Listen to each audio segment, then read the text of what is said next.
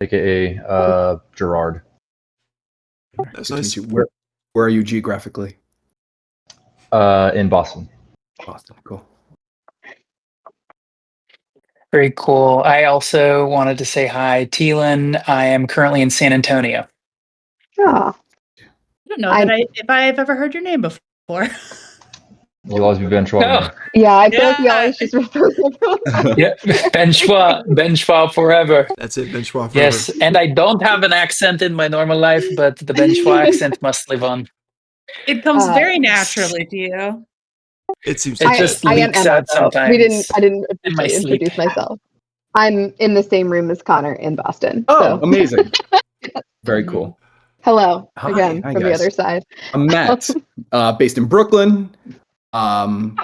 As Amelia somewhat embarrassingly said, yes, I'm her boss's boss, technically. Congratulations! Wow. But makes you Amelia and I president, were. Oh God, it's a little silly. But Amelia and I were buds before she worked at Amplify at the current company we work at. So yes, we sit. I love that he calls it buds because I sat across the negotiating table from him and demanded that his workers do work inhuman hours to meet my needs. True story. So True story. Sounds like a role-playing game right there. Yeah, it's true. But happy to be here and so excited for all this, guys. and I ran his very first TTRPG game, right? It was the best. I had always sort of watched and heard of D&D from afar, and it was in my 38th year of life, maybe 39th, where I was like, let me try it for the first time. And Amelia, you have a side gig. You want to join remotely with 6 of my drunk friends and do it for us and my wife and other folks? She's like, yeah. So Amelia beamed in to a party that we threw. And it was the coolest thing, and I've been hooked ever since. Well, and you've been running a full homebrew, fly by the seat of your pants rule of cool game since then, right? Correcto. Yeah. Everything, the map, the entire world, totally homebrewed with 4 other guys from where I grew up on Long Island, who none of them have played anything even remotely like this, nor done any theater, improv, anything like this. And they fell in love with it. We have a text group that is very active. And so, yeah, we still play every other month in person for 12 hours at a time. Oh my God. That's awesome. I loved it. It's good fun. Nice. And to show my cards, Doc, as I said, to show my cards. I've never played Daggerheart, so I have read the rules. I have the book, but just in case I do anything wrong, folks, I'm not worried. Very open to feedback. I mean, we'll all jump on you if you do. No, anyway, you're fine. I'm Kevin, if you guys know or not, but yeah, Doc Kirk is good too. That's my last name. The guy with 2 first names, so it works. Currently, I'm in Portland, so I'm working up here, and that's where I'm at. And yeah, that sums up my whole life story. So that's about it. Wait, Portland, Oregon, or Maine? Because Portland, Oregon. Yeah, I had to think about it for a second. We were almost neighbors. Cool. Yep. Yeah, well, I've only been here for a couple of years now, so it's We just moved from Vancouver, Washington. Okay, yeah, last year. Yeah, cool. It's the gorgeous part of the country. It is. It's really pretty. Not today, but it's really pretty. Yeah. Right. So, like I said, Beth's character Sarlin is not here today, unfortunately. She's not feeling that great, so she's gonna pass tonight. I'm gotta go. Last game, kind of quick rundown. If that works, if anybody wants to join in, go for it. What do you think? What happened last game? Big things from last game. Tax day. I was like, was last game tax day? Day. Last game was tax day. Last game was tax day. That was so fun. I love that. That was great. Horace has decided to become a sorcerer or something, or a wizard, or at least a spellcaster. Temporarily, I don't really know. There's a new dedication because I've been bewitched by a book. Yes. Horace and Sarlin both found what they believed to be the Book of the Night. But Horace's was not the Book of the Night. Yeah. Sarlin still became entranced by it also? Yes, even though and she we knew actually it was not the Book of the Night. Both books without starting combat. Yeah, we convinced the librarian. Well, and Schwa seduced the librarian. Nice. That happened. And Which is why we are ever excited to now have a bard as part of the team to seduce him. Yes, Take up the slack yes, there. that Yeah. was not easy. Yes, please. Amazing. You also got the books actually because Sarlin was lying about it too, saying that the owner of the tower approved it for tax day. That's right. So Mhm. it was flat out lies too. So that's Mhm. yeah, it happened. I'm sure that's fine. I'm Be sure very that's fine. clear. Owner Sure, of the tower nothing was being over. one of the possum folk in this town, which I Yes. love. The possum Yes. folk. Yeah. They're very possum Mhm. folk. Yes, they're fae. So yeah. Mhm. Those guys I are think pretty fun. Sarlin took a tapestry from a very shady feller. I'm Absolutely. sure nothing but good will come of that. Yes. Well, it was just it was really a poor guy. He ran out of his gold during tax day, and so he like had that to offer. Didn't have anything else. And Gerard, I think it was the same guy where you actually gave him a handful of gold, right? You did a Yeah, good deed because there. So in that case, we were the rich people and he was the poor people. So tax yeah, day, yeah, he yeah. paid taxes. So you did good. Yes. You did good. So very cool. So Yes. made his day. He didn't get beat up. And so that's a through good thing. a small microaggression, we became the bleating hearts. Yes, that as well. Meh.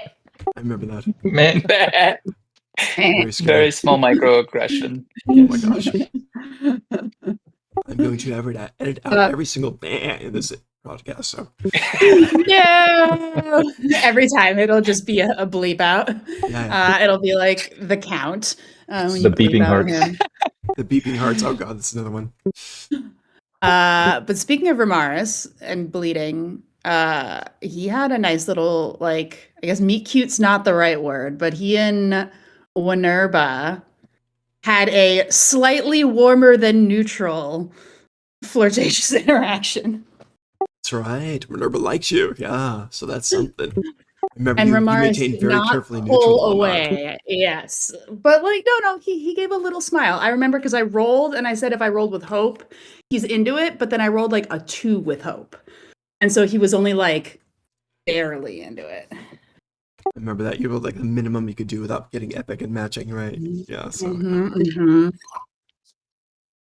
yeah, not the most suave, but it worked. So that's okay. Back to the tapestry. The tapestry was kind of interesting because you guys inspected it that night when you went back to the tavern and you unwrapped it, and it had a picture there of one of the fairy folk whose house it was, the noble house, fighting the dragon terribly in a fey kind of forest. And so you saw that, and then you wrapped up the tapestry for the night.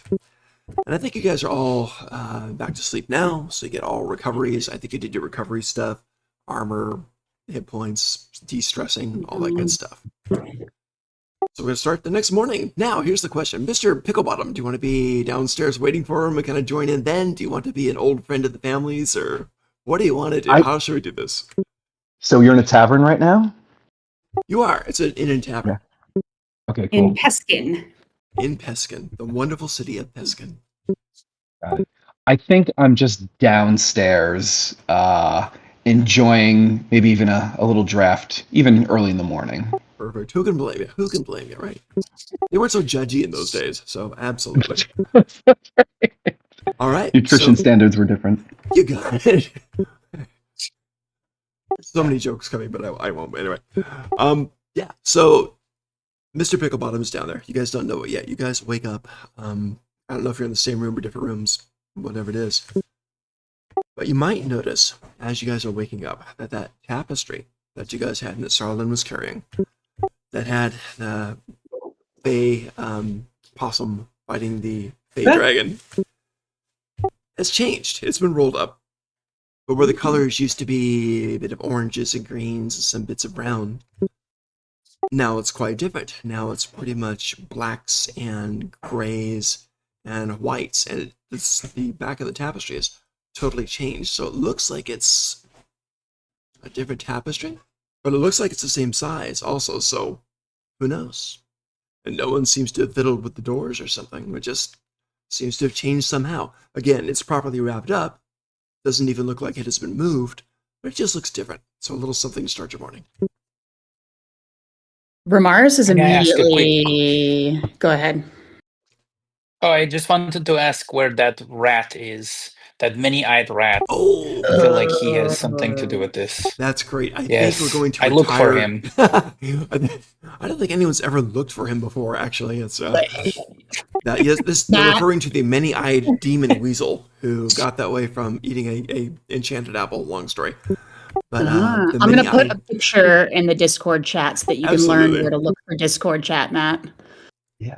This one. Let's see. Copy. Upper Some right. mushrooms were just trying to be helpful, and then they almost got eaten repeatedly for it. So lessons were learned. Okay? That's very true. That's very true. Actually, Porus has almost been eaten a couple of times in this game. Very sad, but true. So anyway, there's the picture of the multi-eyed demon weasel that was born by the group. I think we'll go ahead, if you guys are okay with it, and kind of retire the multi-eyed demon weasel with Sarlin for this game, as they went out to visit the apothecary to feel better.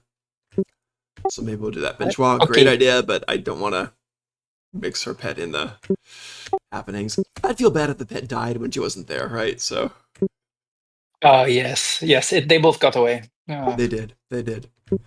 However, the tapestry has still changed. You haven't met Mr. Picklebottom yet. You guys are still in the room and you just noticed this. Mhm.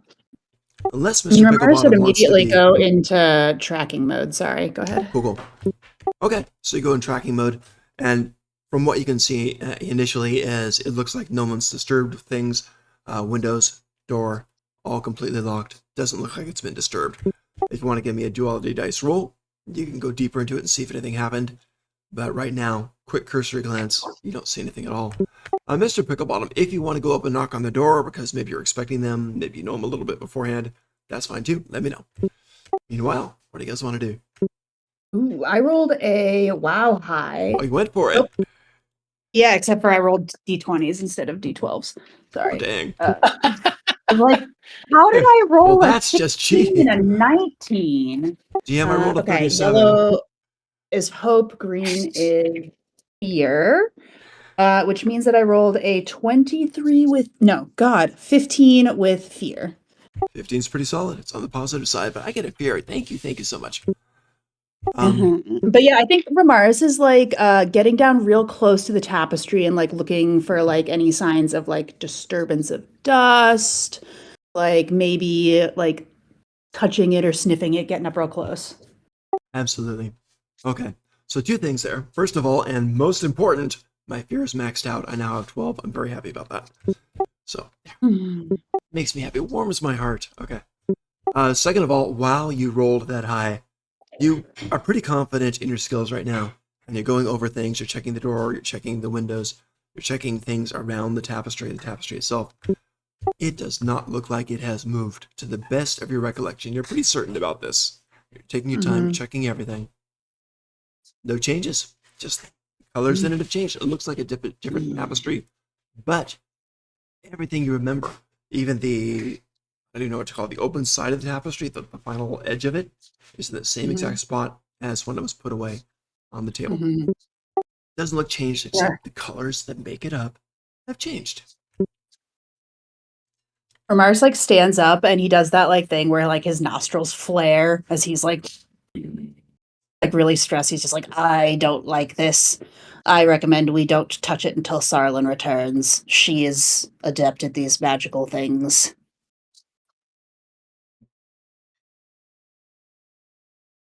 Agreed. I want nothing to do with it.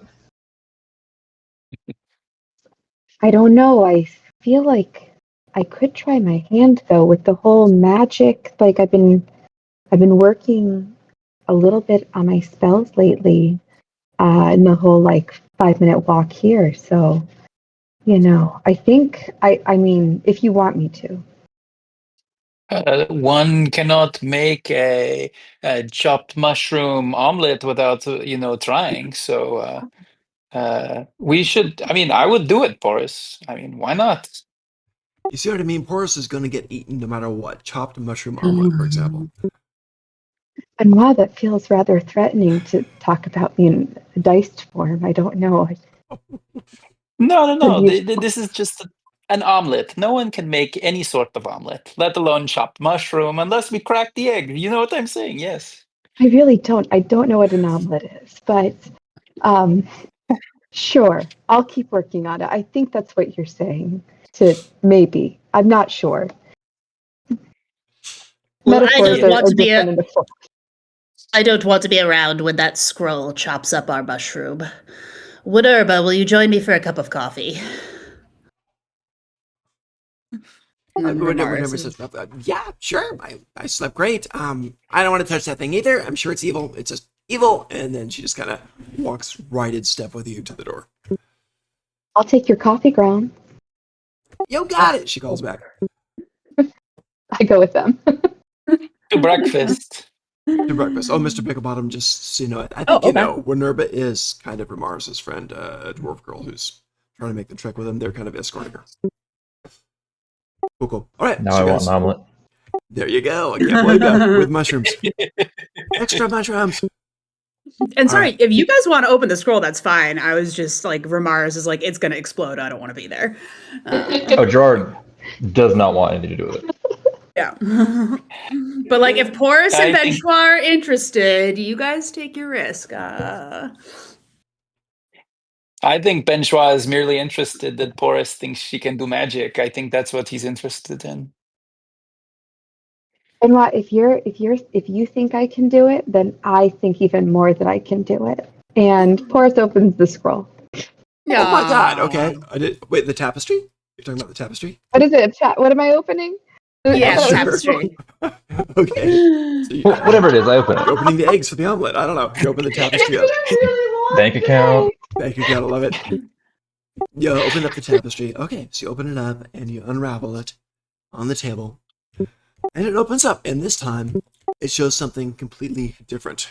Instead of that picture with the old Fey possum guy battling the Fey dragon, it's still someone battling a dragon. But in this case, at this time, you now got, it looks like the back of Sarlin battling another different dragon. So it just looks completely different this time. Completely different tapestry. Different dragon, different sea. Oh, wow, yeah. This is what it looks like. It looks like Sarlin battling this dragon, kind of in the winter times. Not the mountainous areas. Porus really is trying to decipher what's happening here. Gotcha. Even though I understand I am a druid in like my brain, with my feeling that I have magical powers. What would like I'm trying to understand the magic behind this. Absolutely, and feelings work on Sesame Street, but here I don't know. So you can go ahead and roll. You can go ahead and roll a duality dice if you want to, and give it a shot and see what happens. I'd like to burn a hope and give you assistance. That's okay. Absolutely. Yes, I will aid you. Let's roll the 2d12s and see what happens, yeah. Okay, so 2d12. Full fear and full hope here. Okay. And I will give you a d6 if that's okay, an aid.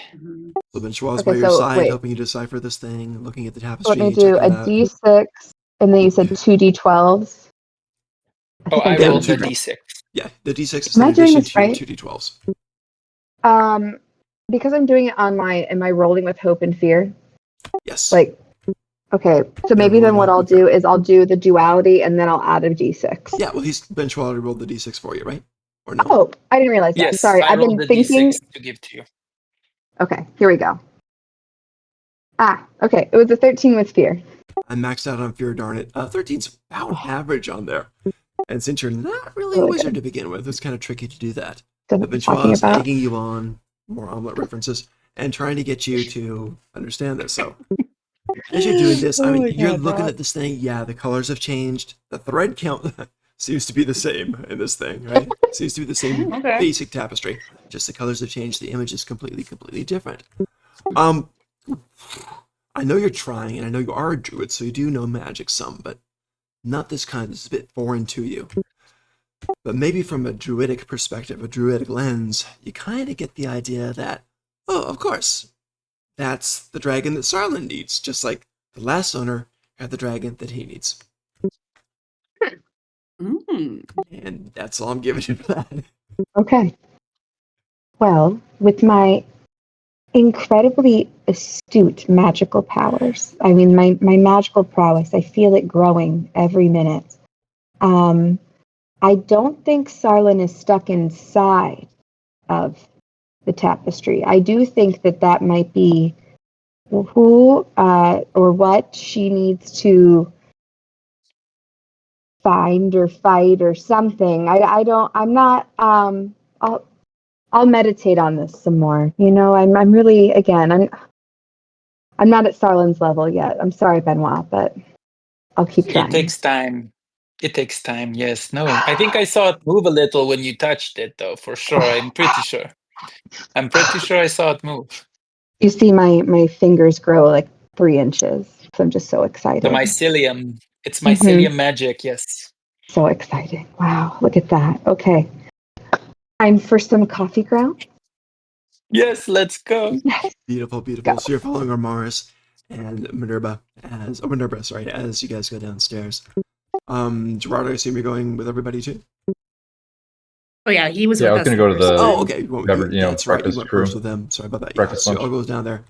And yeah, they are serving breakfast here. They've got great muffins. That's mainly the thing. Muffins and all sorts of jams and some honeys. So very sweet, just delicious breakfast. And yeah, they've got the coffee. We'll go ahead and do that. Why not? So they got the coffee and things, and you can actually have that. You have your ale. And you see your old acquaintance, Mr. Picklebottom, down there. So I'll let you guys say hi. Hello, good to see you all. It's been forever, been many years. How are you doing? Oh. went Where for it. have I'm we going for it. seen Mr. Picklebottom before? Is he a merchant, a entertainer?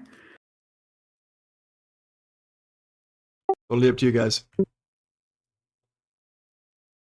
Is that dialogue? You have to help me. Is that dialogue? Oh, Punk, or is sorry, that sorry, direct? sorry. No, I'm wondering. So you're Wondering. behaving as though we are old friends. Yeah, I actually kind of set him up for that. I was thinking maybe you guys would know each other before, so that's my Yeah. fault on there. Sorry about that. That's fine. In Okay. Daggerheart, we Making all it build the story easier. together.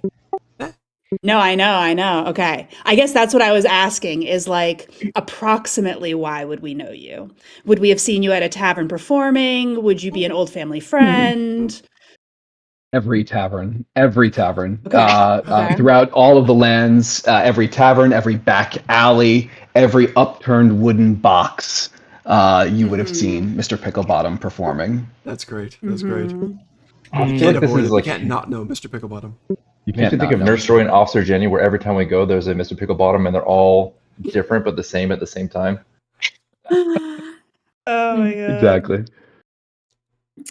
That's too funny. Ramaris kind Yeah. of like stands up short. Is just like, "Ugh.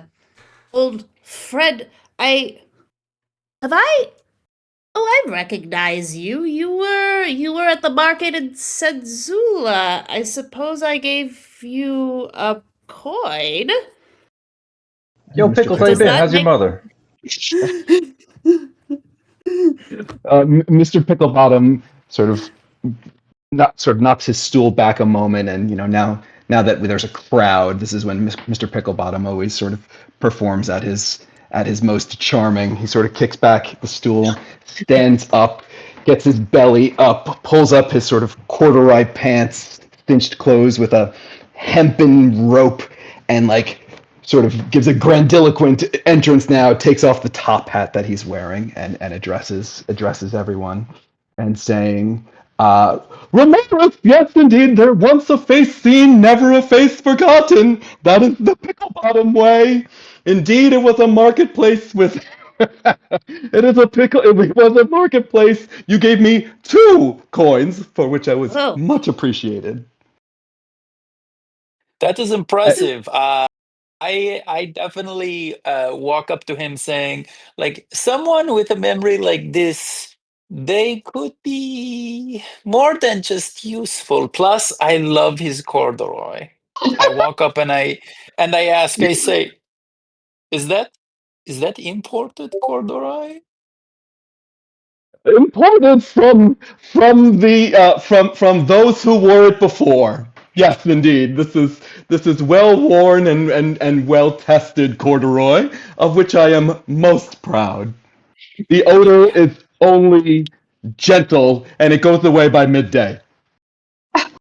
I'm He like breaks a smile. And that's not something Ben Schwa does a ton. He breaks a smile and says, "I may talk to you later about this. Yes. Can I get this man a drink?" Actually, You need the another one. oh, he's Right. already got So one. Yeah, Mr. Picklebottom shouts out for another one though. That's there's absolutely yeah, three's a crowd. beautiful, beautiful. Ramaris will lean into Mr. Picklebottom and just be like, keep a close eye on your corduroy. Don't trust him with your fine clothing. It's loud, so I'm gonna pretend not to hear. We are literally in a coffee house. Are you gonna regale us with a crunchy acoustic set? Mr. Picklebottom sort of surveys the scene. Can I ask, are there other who else is on this bottom floor, this area? How many other people? Who what's around me right now? There are a few other patrons. Most of the people who visit this place, it's got a mix of large tables and chairs and smaller tables and chairs. So it's like you guys are like Goldilocks and three bears rolled. It's either a little too big or a little too small for you. Because the denizens mainly of this place are either giants or the Fey possum folk who are about 3 to 4 feet tall. So it's kind of a mix, and you get several of them here already. There are other people here, some other humans, some other different things. There's a blue-skinned inferni with white horns over in the corner who's kind of sitting there quietly, just sipping away. You do get basically the innkeeper Marzetta possum Fey spirit who comes over to bring you your drinks with a tray, all smiling, has like a basket of extra muffins in it too. And so Tia says, here you go, wonderful. I hope you enjoyed tax day. It's so good for my business. And are you staying for the next festival? Oh, what is the next festival?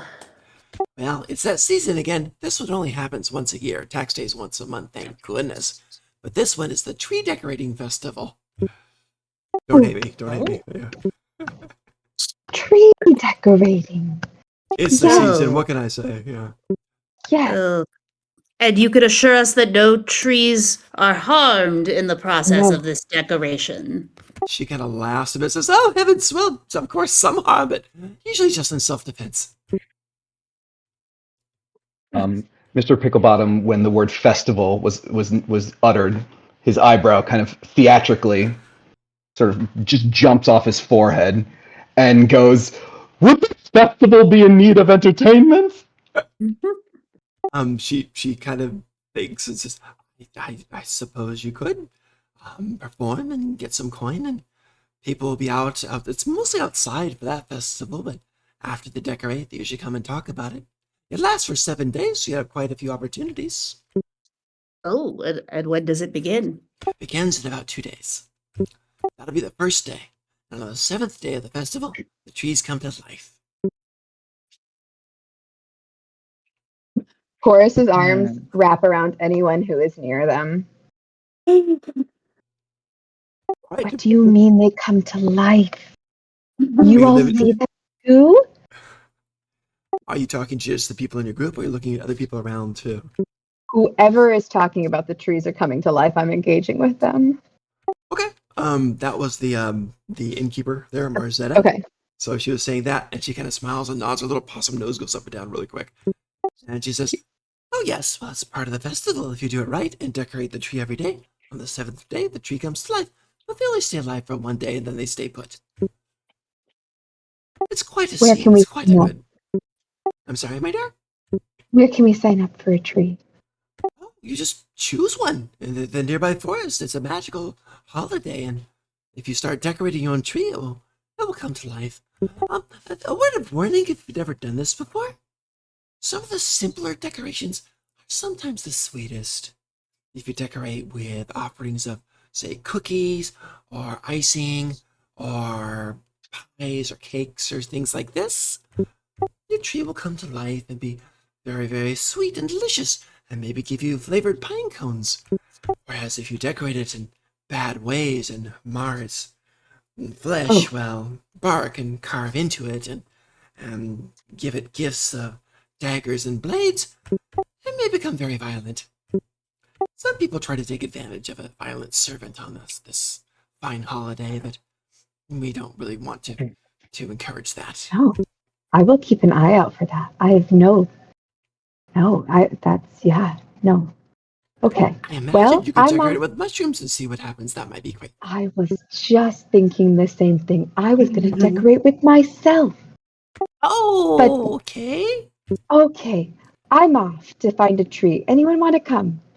She's kind of looks at I'll you help. and nods, and she's like, it's just someone who looks at a small child who runs to do an impossible errand, right? So 7 days? Like as they're walking away, Ramars is just stuttering. Like, what are we gonna do here for 7 days? The trees, Ramaris. It's exciting. That librarian is gonna kill us. We won't decorate a tree near her. It's okay. as Porus She is can't moving, leave the I wouldn't library. mind seeing her again. I'm Ugh. sure you wouldn't. So, Yes. let's go. Mr. Picklebottom sort of lean over the bar, the table, and sort of take Marzetta's little possum claw hand thing she and kind of flutters immediately. Just, "Ah!" take his own and go right onto the little paw hand and say, and Mr. Picklebottom just inquiring a little bit more deeply about like, Marzetta, oh dear friend, do regale us with just a spot of information. Might these trees understand words, song, emotion, grandeur, or simply are they one for the more material aspects of this world we live in? No way, dear. You can perform here any day you want. That's fine. Thank you. Thank you. Well, it just depends. I'm very certain that the trees understand when we talk to them during the, let's say, personality development phase of those 7 days. And then when they come to life, they seem to know whatever you've told them. So I would say absolutely yes. And if you sing to them with your beautiful voice, I'm sure they'll be wonderful trees and they'll probably sing back when they come to life. That would be so nice. Outstanding. I don't mean Well, to I better impose my- go. Oh, I'm sorry. I better go with Porus to make sure that she does not break any omelets. No, I've never heard a tree. Off we go, Gerard, Benoit, and Porus, decorating trees.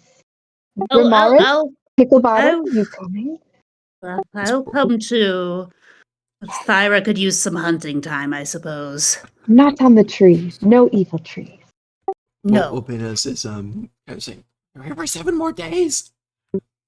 To Ramaris. Meanwhile, you got Marzetta, who's kind of calling out to Boris. Dear, it's not for 2 days. 2 days from now, the festival starts. It won't matter if you start decorating now. We could pick a really good tree. Okay. Well, I suppose that gives us time to finish breakfast. That's fine. Here, have a muffin. Have a muffin. It's blueberry. Oh, thank you. Could we not then go speak to the Dryad, help her come back, return the library book, so it is safely ensconced in the library and the world will hopefully not end due to its damage in the ensuing 5 remaining days, and then go decorate a tree? I thought it took like 4 days to travel to the Dryad. That's true too. I mean, I could be down. I don't care if Porus would be very enthusiastic about trees. So this is a carrot. It sounds delightful and for Plunk. And Ramaris would be oddly like compliant with Porus's desires here. I don't know, to the point where Porus might find it notable. Where Ramaris kind of like voices like dissent, but then is like, yeah, I guess we'll decorate the fucking tree. Which like is not how he normally interacts with Porus about trees. Ramaris, I can see that you love this idea too, and I appreciate your support. I just think that maybe a little rest as a group might allow us to become more trusting of each other. Which Ramaris just kind of says oddly emphatically while kind of like looking literally nowhere. Yes. Yes, absolutely. It's a team building exercise. I have heard about these before. It's like where you fall into each other's arms, except we decorate together like a tree. Is the result of this activity that everyone will go to everyone else and not just one person when they need support? I don't know. Sure, we're Okay, well, all working together. I'm willing to bet. Do we create a schedule? Is that what you're asking? I'd love to create a schedule. Sure. Are we taking care of Speaking the of team? schedule, I think that Thyra needs to eat about now, so I'm gonna go help her get some food. That sounds Do you like a need great help? schedule. Is it our time right now? Should we look for a Oh, tree while oh, Sarah hunts? oh, our time. Okay, sure. Uh, and like Ramaris, who is quite tall, is like looking down at this like tiny mushroom creature and Aw. is just like, oh, our time. Yes, we can. Thyra can help us find the best tree for you, the tree that will make you happiest. Do you have Thyra on your shoulder, by the way, ever? Or does she perch on your arm? Uh, Or I think she mostly flies, so she's kind of okay. like flying from tree to tree as we're walking. Then Porus politely asks, may I perch upon your shoulder then, if you have a free one? Oh, sure. They're not as broad as Benoit's, so I don't know how comfortable it I will crawl be. up and lock in. It's all good. And like Ramars is just like awkwardly holding his head this way. He's like, "Let me know if my horns get in the way." Oh, that's right. I can like hang on to a horn. He's got like a Cute. mountain goat like straight up horns. So you could even stand between them and like hold them. Oh my gosh. Oh no, this is delightful. It's like handlebars. Thank you. This Oh, might be an this upgrade. Don't tell Benoit I said that. That might hurt his feelings. He's always been very generous. this is interesting. It changes the balance quite I'm drastically. ratatouille! Ramaris! This is amazing. Oh my god, well. Be Let me. careful, the mycelium, it doesn't come out. Just be careful. It doesn't. It leaches nutrients. That's funny. So just so I can get my bearings, you guys are all have just left the inn and you're walking to the forest now, or are you still in the inn at the moment? Horace and Ramaris have at least begun to look for a tree in the forest at this point. Okay, And are at least like ahead of the group or somewhat separate from the group. perfect. So you guys have a few If the minutes group head is start. following. Yeah. So you guys are going out and having this wonderful conversation, and Porus is holding onto the horns of Mars as you're going, and Iris circling overhead, probably confused. And that's great. It looks like you've got parasites, Mars, I'm guessing. But anyway, so you guys are doing that. Aw. So you guys are doing that. Oh, shoot. And while the others are starting to, something's going on. Probably Vivian. So I'm sure. Life happens, all good. So while that's going on, before the others are leaving, or right when they're leaving, this halfling guy doesn't look like a kid, a full-grown halfling guy, kind of approaches the inn where you're staying, and just sees you as you're leaving. Says, "Oh, hey, you're the adventurers. I want to talk to you guys. I've got a message for you that I was told to deliver, so I'm going to deliver it, and I'm just the messenger, okay? So, okay." Ben Schwa like leans toward him and says, "Yeah." Oh, and he backs up a few steps and says, "Well, I mean, I maybe you guys visited the library yesterday, and maybe you guys have some books, and maybe you told the librarian that it was okay to take them." Who's asking? The librarian? Oh, well, in that case, yes. Oh God! What Okay. does she want? Yeah, she says that. She says that you guys lied. I mean, I'm sure you wouldn't lie, but she's under the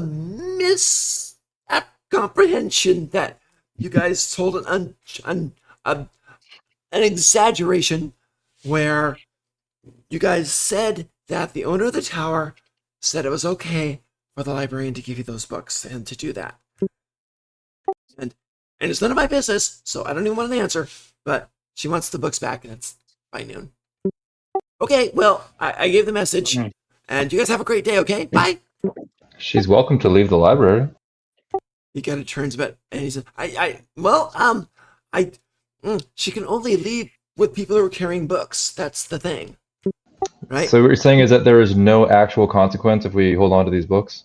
Oh no! And he kind of starts walking back and starts engaging conversation with you. And he says, "Oh no! I've seen her go after a missing library book before. What?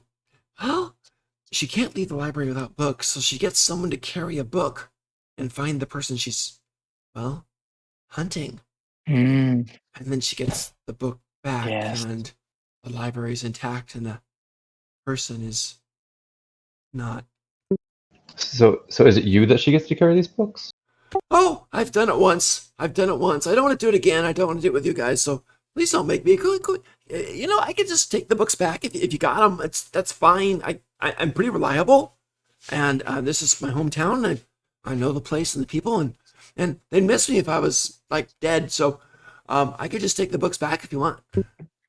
And to be clear, this is the guy who owns the library. No, right? This is one of the just a regular messenger you haven't seen before. Doesn't look like he's very richly dressed or anything at all. Just a regular halfling guy that you haven't seen before. This is not the possum fairy who owns the tower. Okay. Did she Unfortunately, discuss... Porus and Ramaris are ahead of the group and not part of this conversation. I see. Okay, never mind. No worries. Mr. Picklebottom is sitting there drinking his drink with gusto, but clearly and a little bit unsubtly kind of listening in on all the goings on right now, but otherwise minding his own business as he has his drinks. Gotcha. The book will be returned, but it will not be before noon. Oh, okay. When should I? I no rush. I mean, when should you have a general? I mean, what's a good when do you think? 2 weeks? 2 weeks. I think maybe. Oh my God! Oh. And he bites his finger so hard, and he takes away and kind of. That's kind of a long time. That's really past expiration date. Could we have a like maybe I can maybe if by nightfall's a good I mean I don't want to rush, but by nightfall might be a good thing, and then no one gets no I mean not that you get hurt, but no one gets I mean it'd be okay. It feels like you're trying to rush. What if instead I just came and paid her a visit come nightfall? Oh. I'll go tell her you'll pay her a visit and talk to her directly. Is that what I should say? Yes, we will come to perhaps negotiate. I will come, maybe some of my companions, but yes, there's things that must be discussed that we wouldn't want you getting over upset about. I get it. Yeah, not my business. Not my business. Not my business. Okay, I'll tell her. I'll tell her that the librarian that you guys will be there. You'll be there right before. Tell her the book champion will come to speak with her. Yes. Yes, sir. Yes, sir. And he kind of bow nods and Thank you. Backs away. Of course. Yes, you may go now. Okay. And he just immediately turns and starts to kind of scramble and jog down the road. I just maybe got myself a date. There you go. Yes. Can only go well. Most awkward date setup I've ever seen, but okay. Yes. That's yes, great. I am past due. Oh God. Careful. All right, so you're gonna head over and visit her before nightfall. Awesome. All right, so you guys gonna catch up to your friends looking for the perfect treat? Yeah, I got a nod. Okay, so you guys head over. Yes, we'll catch up. I had a brief image of the Griswold family Christmas. Gotcha. That's exactly what we're doing.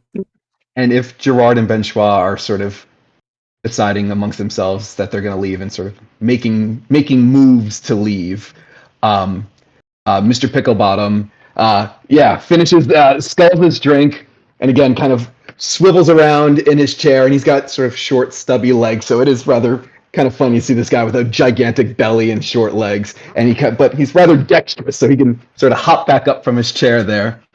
And Mr. Picklebottom addresses Gerard and Ben Schwa and said, I couldn't stop myself from overhearing tales of potential adventure and epic and glory. And it would be most unbecoming and ungentlemanly of me to impose myself upon such a time. But I do seek adventure, gold, fame, and fortune. Mind if I tag along? Of course, yes, we get all of those, as you can see. But Gerard, he can be a little grumpy sometimes, so you never know. As long as you're okay with that. Mr. A tough Picklebottom, audience. one day I will Mr. slay a dragon, and I require you to write the song. A commission worthy of the gods. I accept. I love that. Yes, and we need to talk more about those pants. And then Ben Schwa turns and continues to walk. And as Ben Shaw walks, Mr. Picklebottom kind of puts his hand on Gerard's shoulder, just as Ben Shaw, if you go ahead a little bit. What's with the pants? Don't Gerard. let him take your pants. Acknowledged. Nice. Ben Schwa is very well dressed, and Okay. you would have noticed that he Thank has you. a thing for eclectic clothing. It Okay. is a very strange. He has a few strange habits that you'll pick up on. He had a vest you might hear about, which he held on to for quite a while. But yeah, It was a Remy dwarves got to wear vest, it for a hot second. Yeah. Awesome. several sizes too small.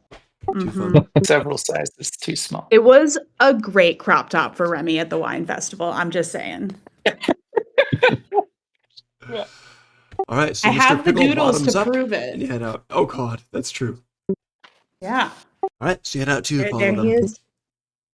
There he is. There's Oh, you got Remy it. in his little vest. So, yep. Too Just fun. realized that you guys were not. There we go. Here's the one I was looking for because it's got the little illustrate. It's got like the little patterns on his little vest. Hold it. There you go. Cool. Too fun.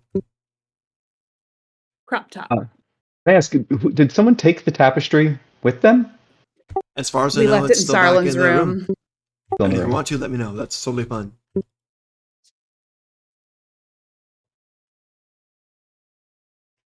I think Boris and I were planning on maybe visiting it later in our conversation this morning, but we were planning on leaving it for maybe another day of stay for Sarlin.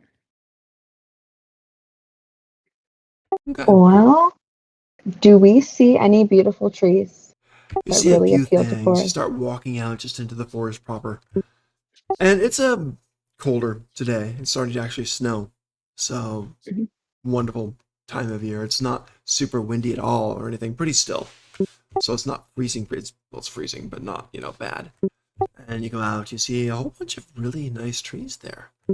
You also see, because of tradition and people get excited about it, you also see this dad with this little girl. And the little girl's like looking at trees and coming up and touching them. And they're possum fairy folk, of course, and they've got the wings and all that stuff. And it looks like they're looking for a tree too.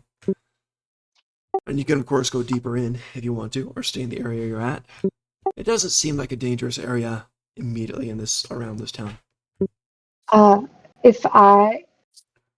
Whatever tree the little girl is looking at, are there any flowers at the base of it that have yet to bloom? That's great. Let's say there's a few buds, with this little group of flowers down there. Yeah. Okay. Porus would like to climb down Remy and go up to the little girl and say, "Oh my goodness, this is the most lovely tree. Is this the one you are looking at?" Was it like it? It's got look at this branch here. It turns like this. It's neat, and I like this guy. And then, may I touch it? Is that okay? Yeah. And then Porus kind of pretends to inspect it and then nonchalantly makes the flowers bloom using their wild touch ability, and Absolutely says, works. "Oh, that is such a good sign. I feel like this is definitely the one. What do you think?" I think so. Look, Dad. This person likes the tree. And look at the flowers. The flowers And the like it too.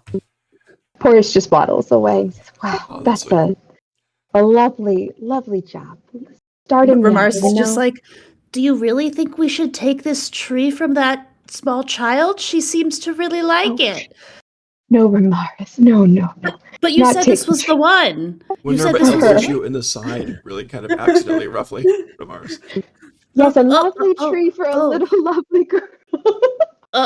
Okay. Well, I mean, I wasn't sure if there was like a tactical advantage and you wanted to make sure that you got this tree. And so I just, I like the way you are thinking, Ramaris. We have to find the best tree that embodies all of us. That was not the one. What is a tree that represents? Because teamwork. Teamwork. Okay. What if we all count to 5 and then point at a tree? And if we all point to the same tree, that's the tree we choose. I like to imagine that you're saying this literally as everyone is walking up. So like the first thing they hear is you being like, let's all point at a tree. That's exactly what I was picturing too. That's what I was going to say. Perfect. Good Okay, instincts. Yep. 1, 2, 3, 4, 5.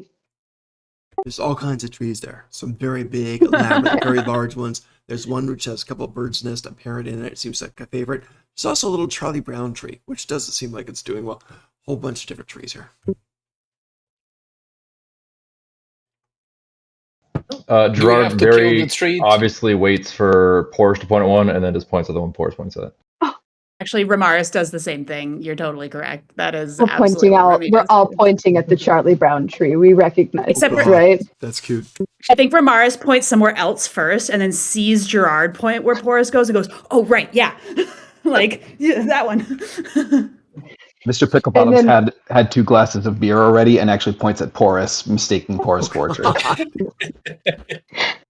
Oh, I'm That's so epic. flattered, Mr. Picklebottom. I would And- love to be a tree, but not yet. Benchwana is looking around at things, looking for like clues for things. And then when he notices everyone, he's by the tree that they're pointing at, turns and sees them pointing at him and backs up into the tree and accidentally like hits it or bumps it or maybe even steps on it a little bit. And he's like, oh. What are we great. pointing at? That's great. Benoit, you have discovered the tree that we all want to make teamwork with. I think I'm understanding teamwork. I'm not quite sure yet, but I know we all do it together. There's definitely Yes, an element and- of random chance. And Benoit, you clearly chose the best tree for Porus because you know Porus so well. And we are such a good team. Yay! Minerva Remember- clap politely. Yes. Oh, sorry. Speaking of discovering trees, Mama, go ahead and give me a duality dice roll. Complete with hope and fear. Let's see what happens. Benoit, duality, and is this like clumsy investigator worth? If I add my experience to this it. is what you texted about earlier. Yes. Okay. We are going to roll. I have a 13 with hope. Not huge. Not bad. You get a hope. That's good. But you didn't find the thing that you were looking to find. Right. I see the tree, it being kind of tipped from my step. I pick it up like Linus, take off my coat,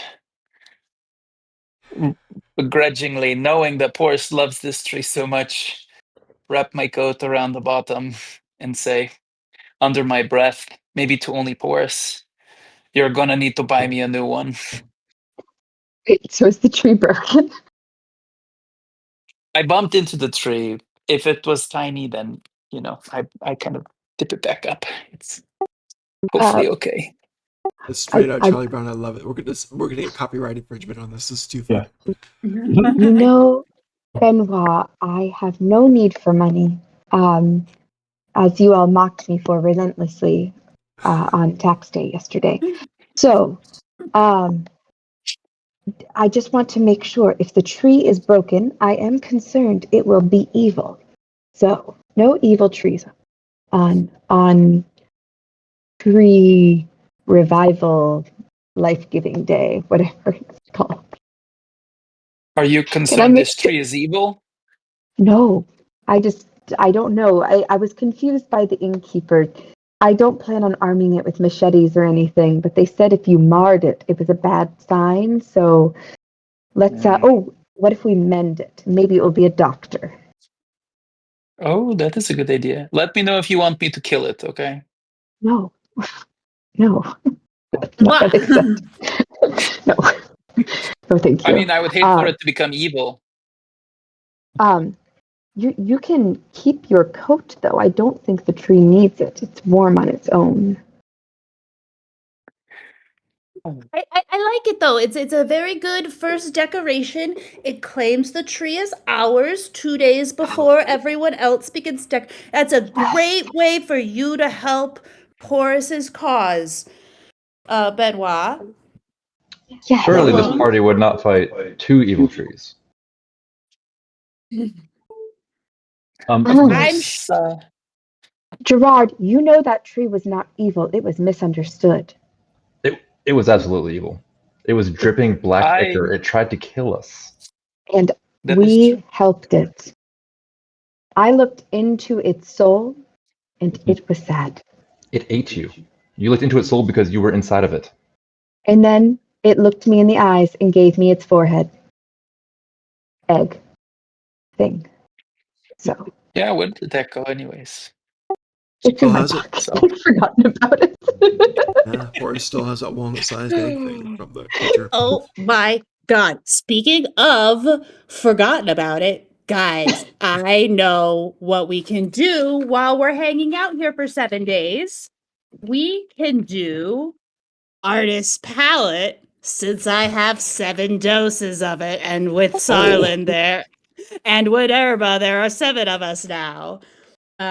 Which, to be clear, I have this written down as 7 doses of Artist Palette flower, each petal a different color, psychedelic. Yes, indeed. You have that. Tripping balls the entire time. Okay. With possum fairies and giants around.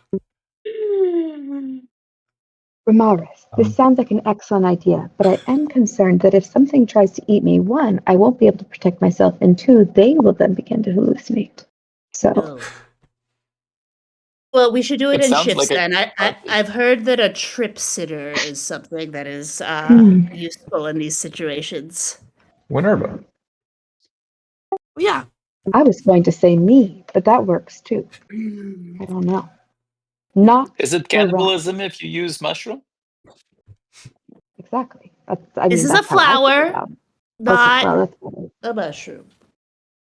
Remember, we had the big kerfuffle about You had the discussion. You did, yeah.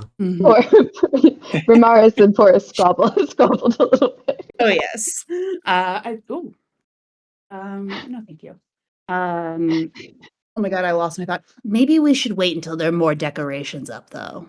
That would be more fun. Ooh, agreed.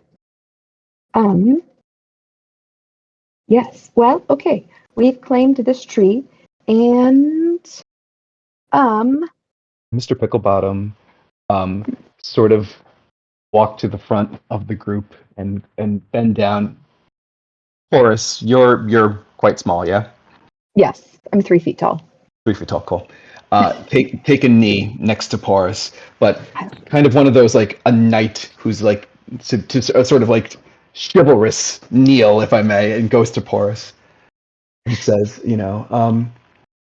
with your permission, may I address the tree?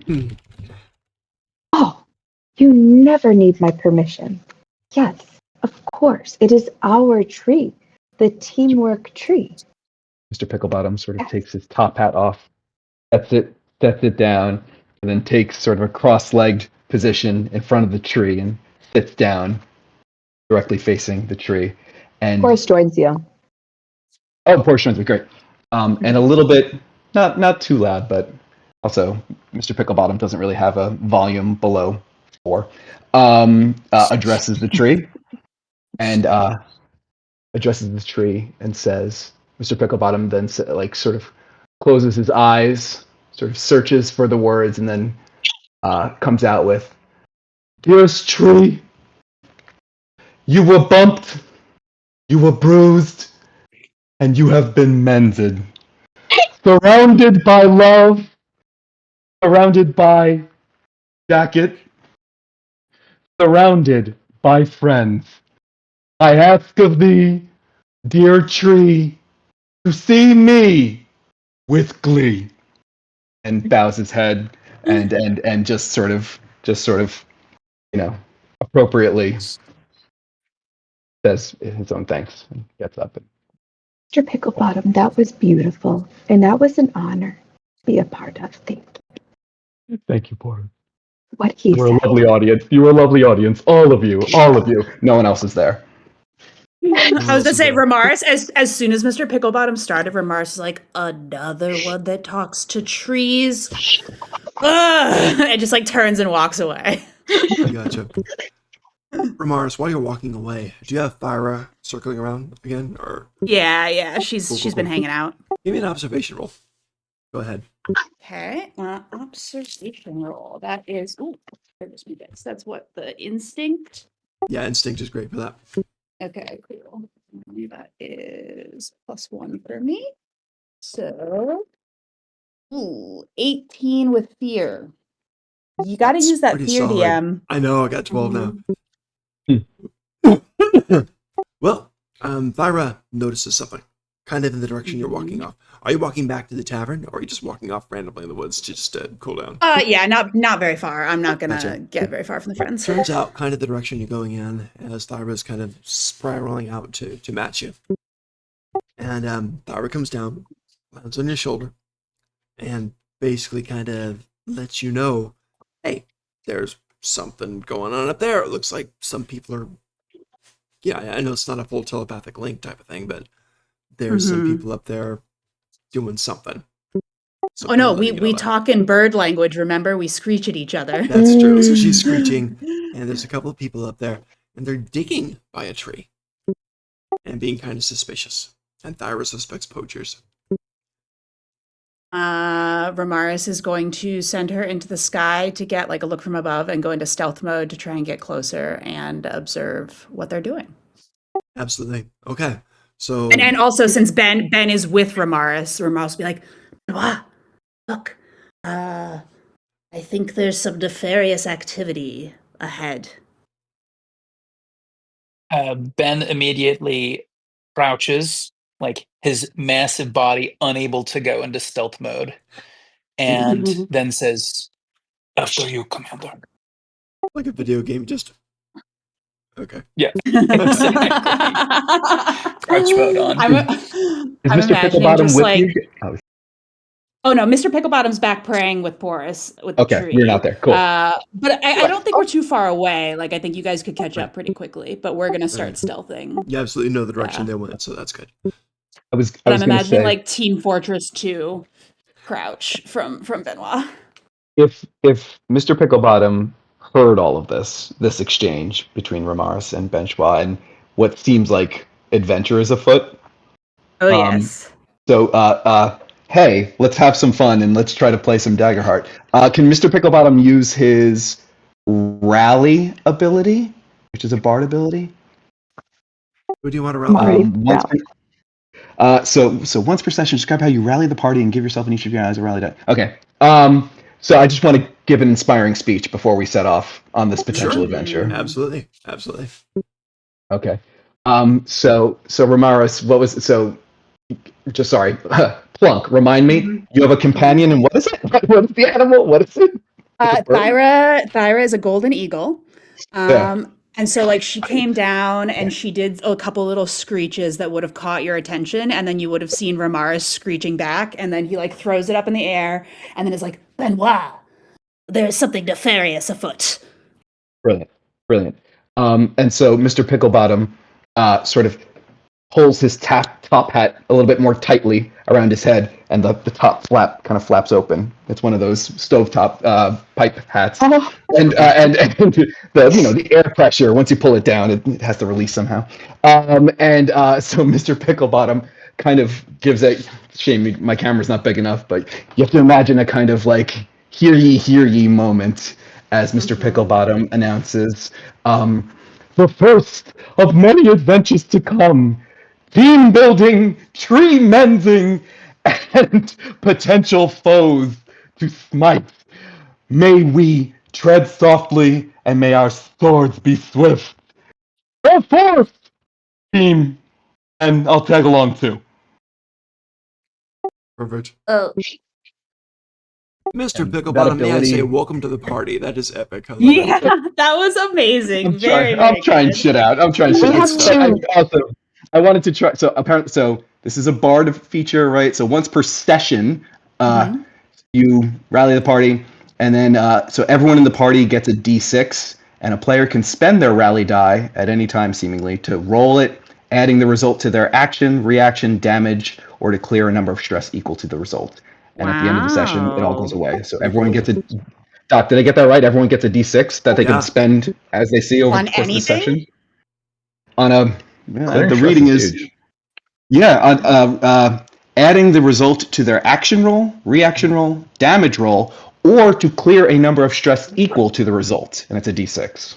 Awesome. Yeah, that's That's pretty very huge. cool. And it gets My everybody gift to around you you. to start So this that's neat. off. Yeah.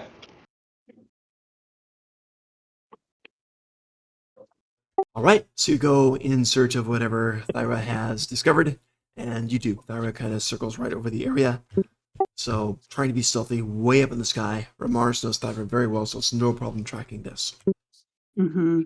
As you're going there, how do you guys want to approach? Just like walking through the woods normal? Do you want to be stealthy? Do you want to split up? What's the approach here? I Or mean, Mr. Ramaris is going to Bottom can be. sing as you go and just alert everybody. If I'm following along, I know that Porus is naturally silent, Yes. or what do you call it, Lightfoot. So naturally, naturally silent. Right. Which is not, for example. I don't think Gerard is either. Yeah, Gerard is not stealthy by talent or personality, but maybe like the less stealthy people could see what's afoot, and if it starts to go south, then the stealthy people can come in as reinforcements. Surprise pincer attack. Oh, I could also shift, depending on. Do we? And we don't see like what they are, correct? You're not quite sure what they are yet. You haven't seen them yet. Thyra just reported 3 humanoids. Mm-hmm. And poachers was also the word she used. She suspected poachers. She could be wrong. Yeah. Yeah, but I think that Ramaris would share that, thinking that it would be a compelling thing for Porus. Then I will not turn into an animal. Yeah. Turn into a I deer, need draw it. them out. 3 poachers? Okay. Yeah.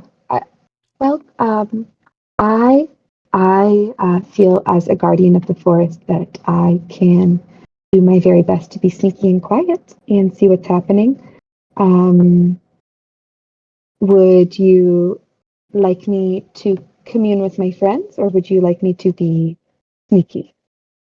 Oh, if you can commune with them from here, but without before we even approach.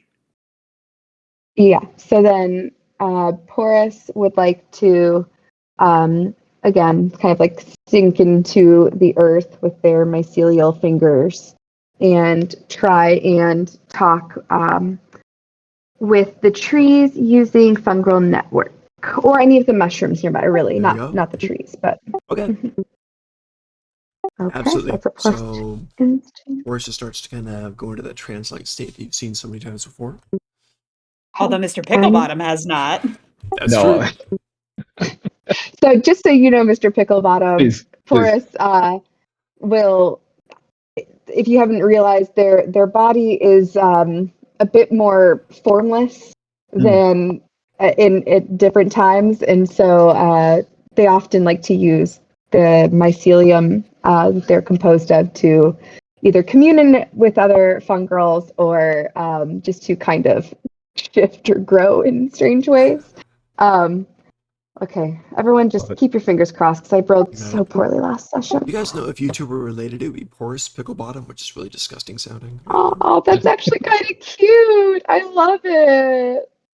Oh, poor Picklebottom. Okay, this is maybe a first for me in a while. I got a 21 with hope. Damn. Okay. Wow. Okay, I rolled so terribly last session. I cannot tell you. It was bad. Well, not this session. So you're kind of absorbing the info from the trees around and stuff. And you get some answers back, and you kind of connected, and the forest is in touch with the animals, the tracks they take, the routines they do, who's born, who dies. You're not really getting anything of a poacher nature. It doesn't seem like there's any traps set or that have disrupted the animals or anything. You're not getting that at all. But you are getting, with that high roll, that, yeah, there's definitely something digging at the base of this large tree out there. But it doesn't seem to have been disruptive to the forest at all. It doesn't seem to be poaching. There's something else going on there. Undetermined at this point, but it's not affecting the forest. Would they be able, if I were to send out like a one follow-up question, would they be able to respond? Try it. Totally up to you. If the presence seems malevolent or like greedy in any kind of sense, or is it something of a kinder nature? That I don't know. As Porous is focusing and just almost being absorbed by the ground, just connecting with the ground. Everything's kind of quiet. You guys are all waiting around. Snow is falling. Beautiful scene. And suddenly a little and a pine cone just drops and hits the very slight layer of snow on top of the ground. And instead of just falling like a pine cone does, it just falls and just shatters in a bunch of pieces rather violently.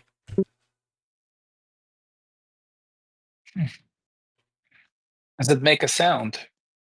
It just like a pine cone would, and it breaks. Just not Not screaming like or anything. not like a boom. Oh, No. okay. And this It's not a pine cone grenade, it just kind of breaks. This happens near us, or it happens where I am able to sense where it? you are able to sense it, kind of right in front of you, about 5 feet in front of you. Just boom, and just normal pine cone would fall. It's boom. This one fell and just shattered, like it's broken, like it's damaged. Well, I know they're digging. I'm not entirely sure, because we know at this point how trees can be a little odd. I mean, mushrooms as well. I don't know if you know this about us, but we can ramble a bit, and we don't always get to our point in the clearest, most concise way. But, you know, I don't think it's a good sign for pine cones to shatter. So, I say proceed with caution is maybe potentially my general feeling. I'm a bit uneasy. So we could. Anyone super quiet want to come with me, or should we just send in the big guys? Which is all of you to me, but still. Mr. Picklebottom sort of steps forward and says, though I am not a man of combat, of sword, nor sorcery, I did once star in a play called Lieutenant Biggs and the Dyspeptic Lunch, in which I portrayed Lieutenant Biggs. And through this I have learned one can approach these situations through guile, through straightforwardness, direct assault, that was the word I was looking for. Guile, direct assault, subterfuge, or sneak. I can offer none of those. Oh. I was going to say, while I would normally prefer the sneaking route, I don't think it will work well with this party, and I'd rather not separate us. So perhaps we should go with Gerard's plan and approach with a song. Is this our first team building exercise? You're not gonna make me Yes, and say you may ride on my shoulder. He reaches down and says, "Come, come." Yes. And I Oh.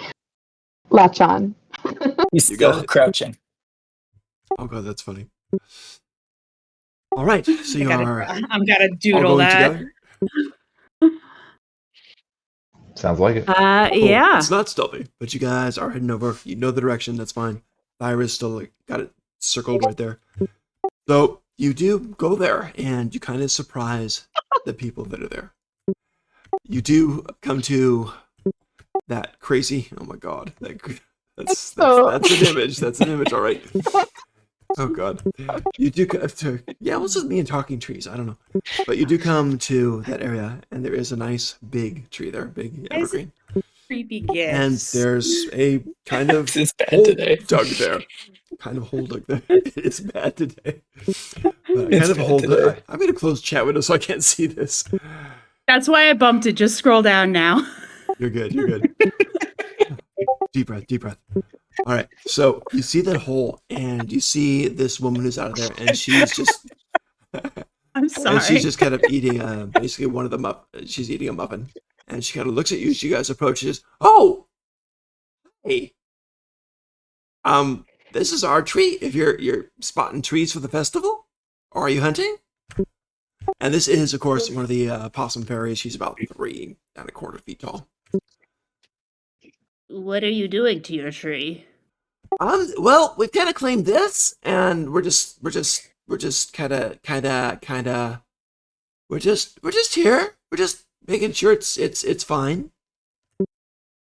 Oh, would you like me to check? I can chat with it for a second. No. This is I don't want to bother you.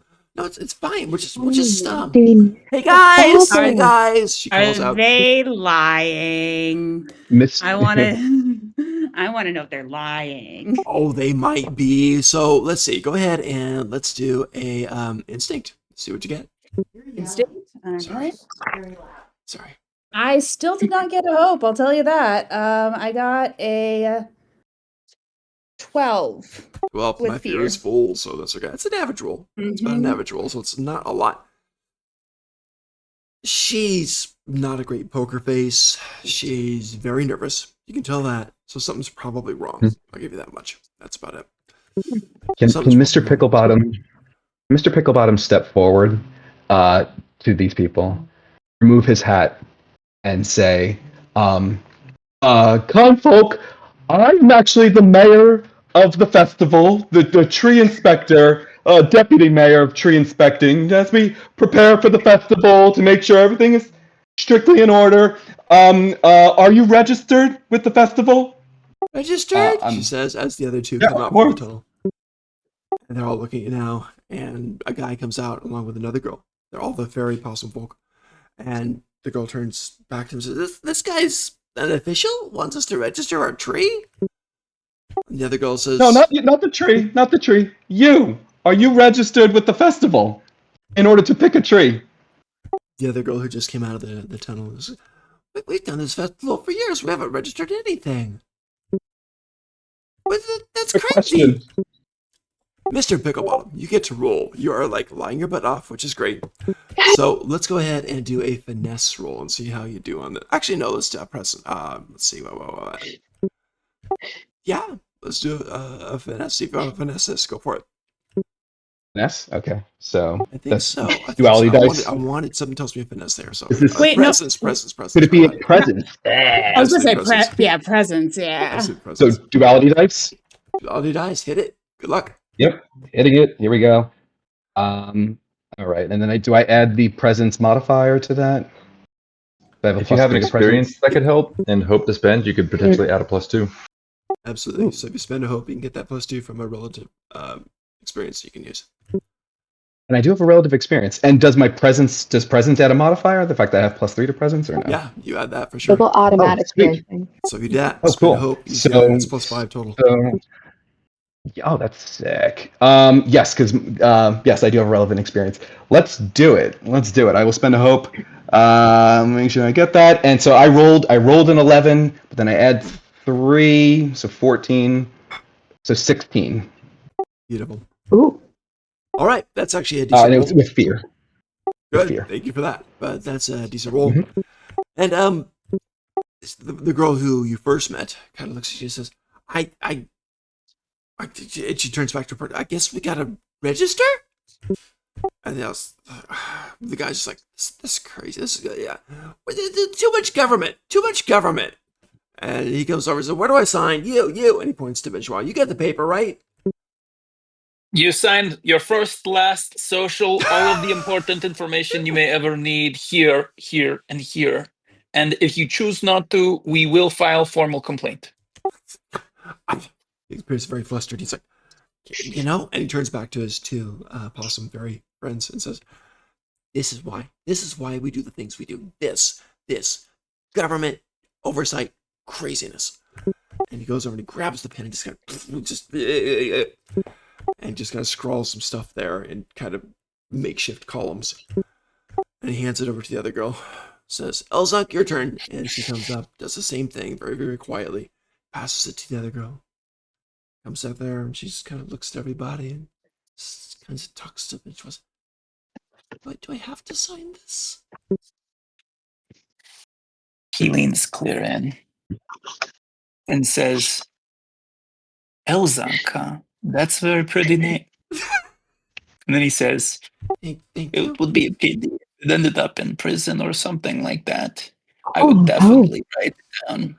And he kind of like winks at her and says, I got you. Don't let them. Okay. We'll keep you out of prison. Okay, and she kind of signs the Uh, thing. Don't forget Here's your right. mother's maiden name and the name of the street that you grew up on. I can't remember what. Oh, okay, yeah. And occupation, source of income, tax bracket. Frustrated, she kind Benoit? of tries to pull the tablet from me for a second. There's a lot. Can I? And she kind of if you give it up, she sits down with it and just kind of thinks hard and just like, a school kid late for a test and just scribbling away. Finally stands up. Here you go. Okay. He takes it back and thinks to himself, like very impressed that Mr. Picklebottom knows the loophole in the law, that there is no impersonating an officer. He's like very impressed with his knowledge, like tucks it away. It's like, all right. I have a above table question. Of course. Did you say that they were like digging a tunnel or like Yes. they came from a tunnel? It looks like they came out of the ground. Looks like there's a tunnel down there. While they're like walking out of it, so it looks fairly extensive. While they are distracted by bureaucracy, Ramaris would like to investigate said tunnel. Beautiful. Is Ramaris going to do a stealth thing to investigate said tunnel? Ramaris would love to do a stealth thing. And I would love to spend a hope to use my I'll show them experience, and like I will catch Mr. Picklebottom's and Benoit's eyes and kind of like do a little like eyebrow wiggle, like, all right, guys, watch this. And that's when I lean in. Perfect. You notice Minerva sees what you're doing because she doesn't take her eyes off you much anyway, and she almost yells yes, but she doesn't. And just because I want to, I'm going to use Mr. Picklebottom's inspiration on this one as well. Perfect. This is a it's finesse. Okay. That's a finesse. So that'll be finesse. And then my I'll show them experience is the one I leveled up. So it's a +3. Oh, yeah. Wow. No, it's a +3. Very So solid. that is still with fear.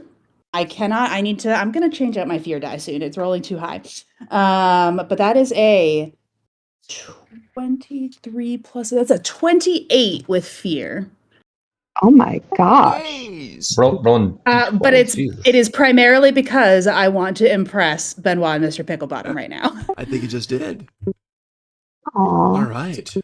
That is wonderful. You just kind of maybe go around back side of the tree, around the other side of it, and then just boom, straight in. So wonderful. This is a tunnel, and it is something that would have taken a while to dig. You get the idea they're probably using magic to do it. It's moderately extensive. And it's interesting in that it goes straight down, and under the tree, the whole root system. And some of the roots are pretty massive. And they haven't disturbed them. They're not chopping them down as they go into the tunnel. So the tunnel opens up into this fairly large cavern, about 15 feet wide. The roots keep going down into the ground. It's not really disturbing the tree. But there's a lot of weird stuff down here also.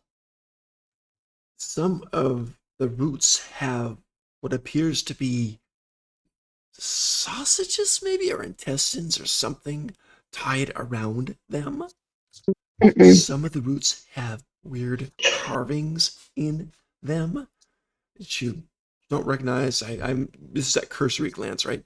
So I have weird carvings in them. What else do we have? Oh yeah, there's also a crate there, not hammered closed. It's actually open right now. There appears to be bottles of red fluid in there. Deep red fluid in there, like blood looking maybe.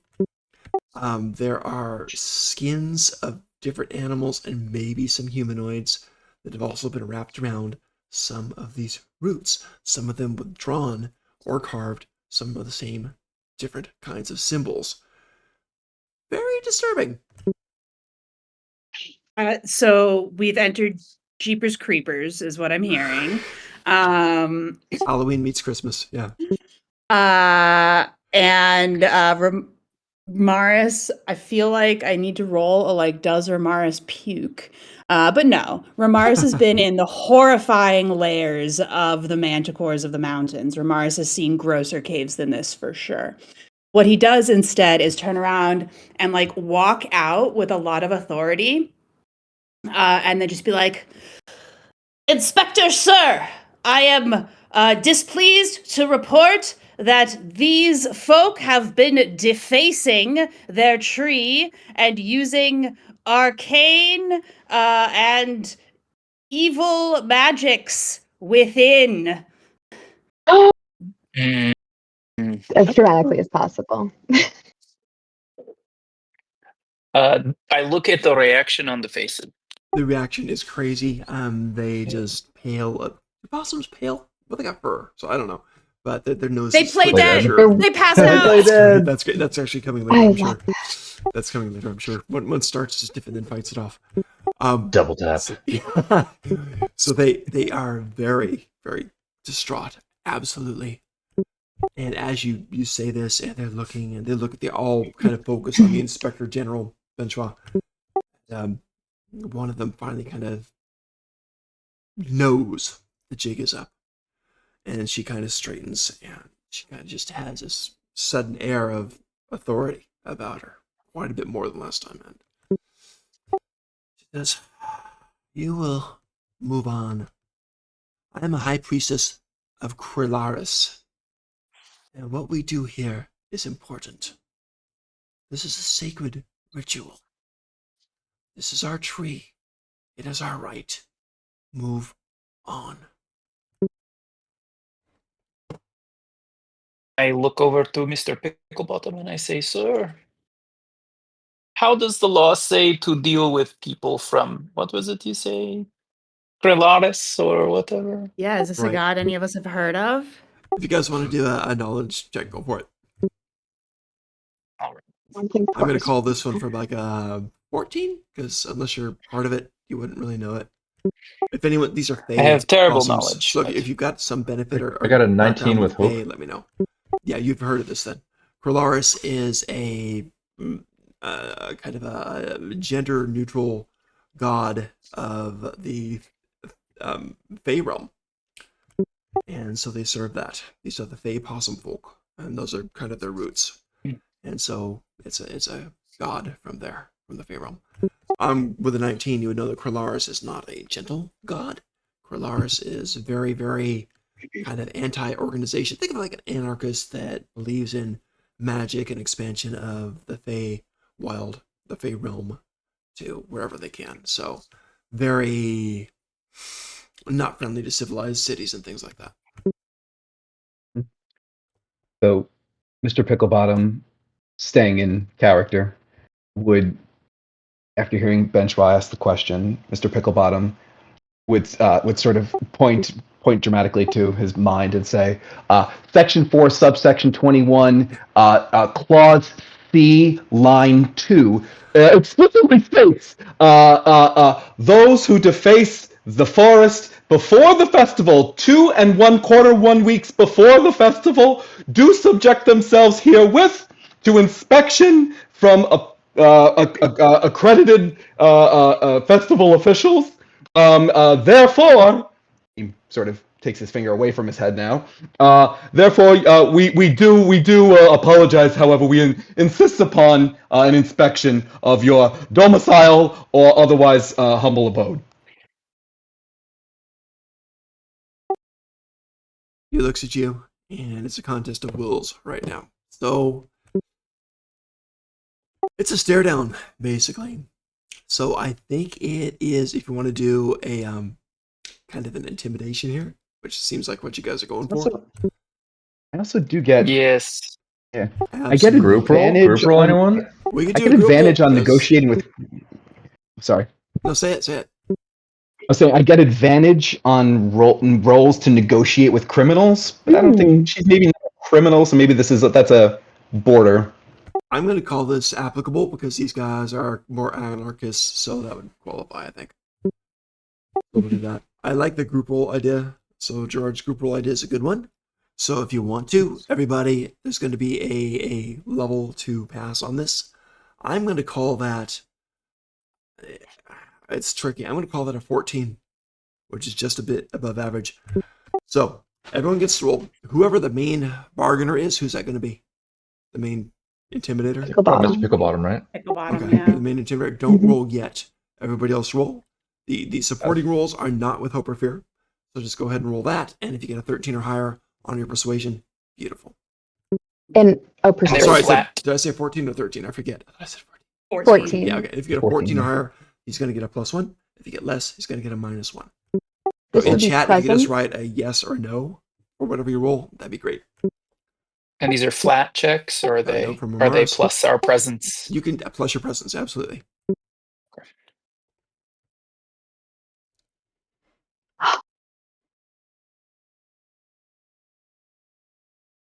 Oh my. Wait, if a 14 is a yes, right? 14's a yes. That's Mhm. just what you needed. All right. Wow. It evens out. Yeah, exactly. So it's completely even. Mr. Picklebottom, it is up to you. Let's see what you do. We're gonna do so. It's a duality dice, and I get advantage, so that's just an extra d6 that I throw in there. You're getting advantage Right. from that what you just talked about, right? Yeah, advantage on it's my Slyborn community. You have advantage Absolutely. on rolls to negotiate with criminals, The detect criminals. lies, or find. Yep. All right. So you're doing that. So- You get your d6 advantage. There's no other bonus from the group. The group is helping. They all feel the pressure from your group and But their you group. get your presence bonus. And I get my Absolutely. presence bonus. Yes. Here we go. All right, here we go. Oh, I knocked it out of the park. Nice. I didn't do anything.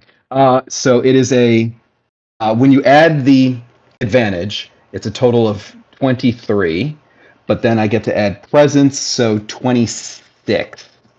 Mhm. Hope or fear. Wow. It is with fear. With fear. She tilts her head a little bit like she's trying to think or argue. She looks at all of you guys. And some of you look not too intimidating. Some of you do. Can Porus look angry for once? Sorry, say again? Can Porus look really angry for once? You could try. Oh. Maybe. Porus Yeah, is yeah. trying to look angry and as Your face creepy is as malleable. possible. Make like big eyebrows. Oh yeah, my eyebrows get bigger and very deep, and my hands and feet just begin creeping towards them as much as possible. Sorry, Granted, Benoit. Creepiness it is. Granted, yes. All right, so that works. And they look at you. They kind of look at each other quietly. And then the leader, the high priestess, just kind of does this sideways tilt and kind of bows and steps back and gestures to the cavern. Her partners go behind her. She says, "You have access. Inspect all you want. We have done nothing wrong." What does your worship of Krillaris do? How does your god respond to this? And Ramaris knows nothing about this god. So, like, Ramaris is currently just like, is this some sort of like god of the hunt? Like, this looks like a bestial trophy cave. So, like, that's kind of what he's thinking. So he's like, what do you get from this? He sighs, and there's a bit of a sense of defeat already in this possum fairy woman. She says, it's hard to summon Krillaris here. It's hard to summon any deity. But we thought if we could tie it into the festival, something wild that comes to life, maybe we'd have a better chance. There's no harm. You could do anything you want at the festival, can't you? So we thought, this would be the way to do it. Maybe we could bring a little bit of Krillaris here for the sacred day. And then she kind of smiles, and you sense something a little dark behind those words. And what will summoning Krillaris do? The guy who hasn't spoken has his hands clenched, and he's looking down. And he kind of mutters, get rid of people like you. And then Ramaris chimes up and is like, I think it might be time to get rid of people like you. And will draw his bow. I did not take that. And just like point it at him and be like, I am not one to threaten. He's like shaking with a mix of rage and fear. The high priestess looks over, just kind of holds her hands up for a second.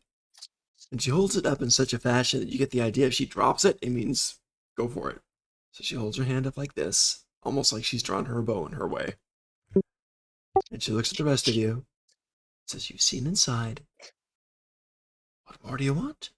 We've told you the truth.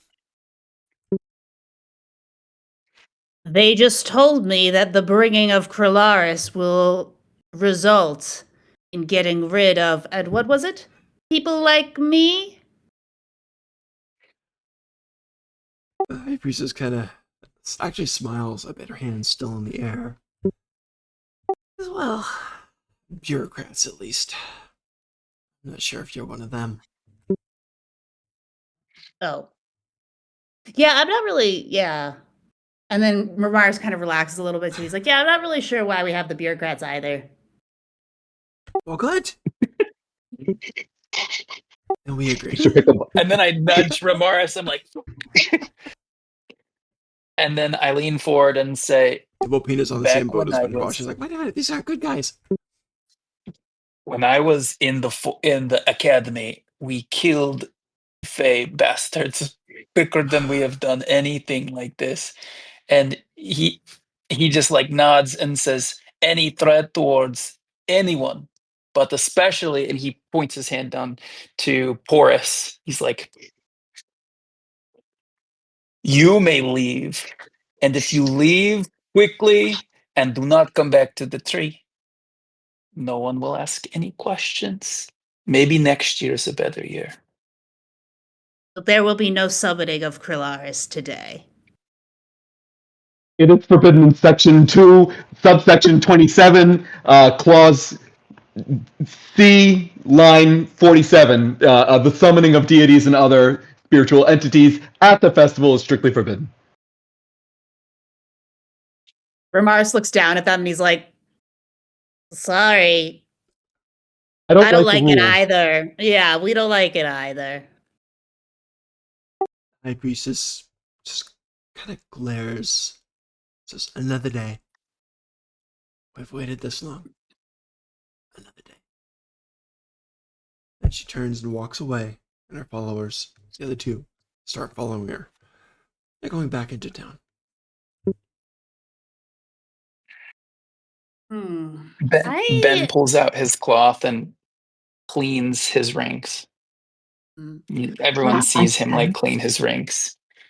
Ramaris will turn to Ben and be like, I think that perhaps the librarian might not like whoever it is they were summoning. Maybe you could let her know about them on your date tonight. Ooh. He lets out a very creative swear word and says, I have to get ready.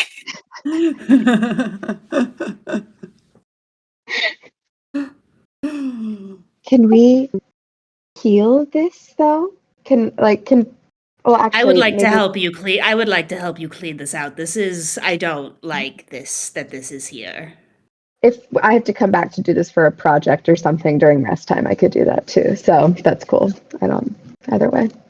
Oh, I like that idea.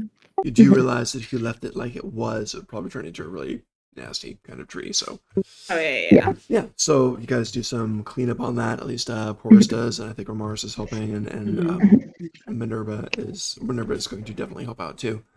Mhm. So you guys can do that. What's everybody else doing in the meantime? Benchwell's getting ready for his big date with the evil librarian. Gerard is going to undo the decorations that have been already put on this tree. Okay, so you're starting to undo things. They were keeping most of the stuff underground and very, very hidden. That's why they had the tunnels there. So there's not anything on the surface, but underneath it is a pretty scary sight. Yeah. So maybe just bury what I can, start collapsing the tunnels. You can absolutely do that. Okay.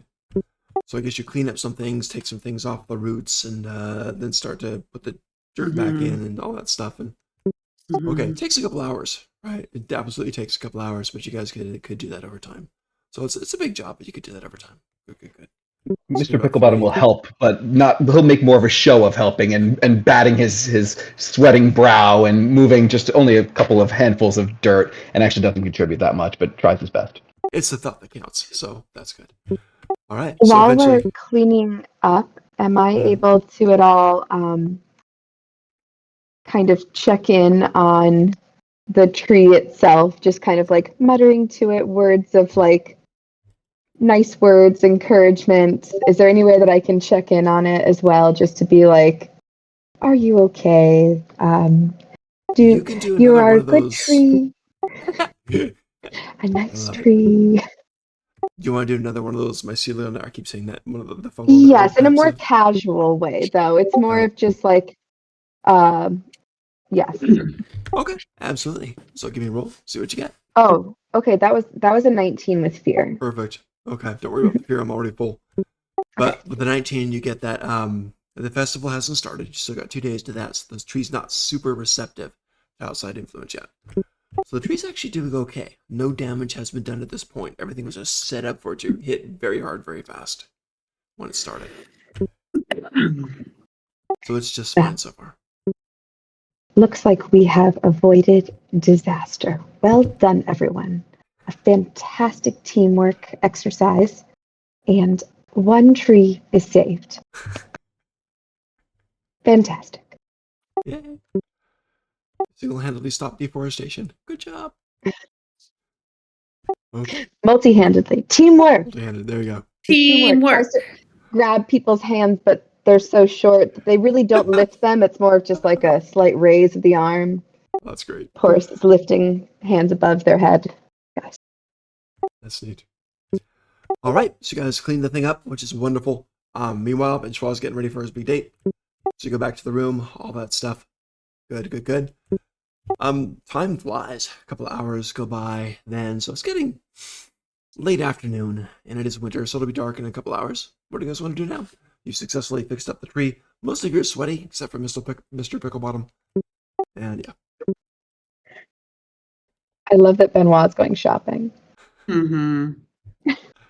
It's very good. Then what you shopping for? Yes, I am looking for very refined clothing, something that only a mother could send, and definitely hoping to be able to find it in the nearby town.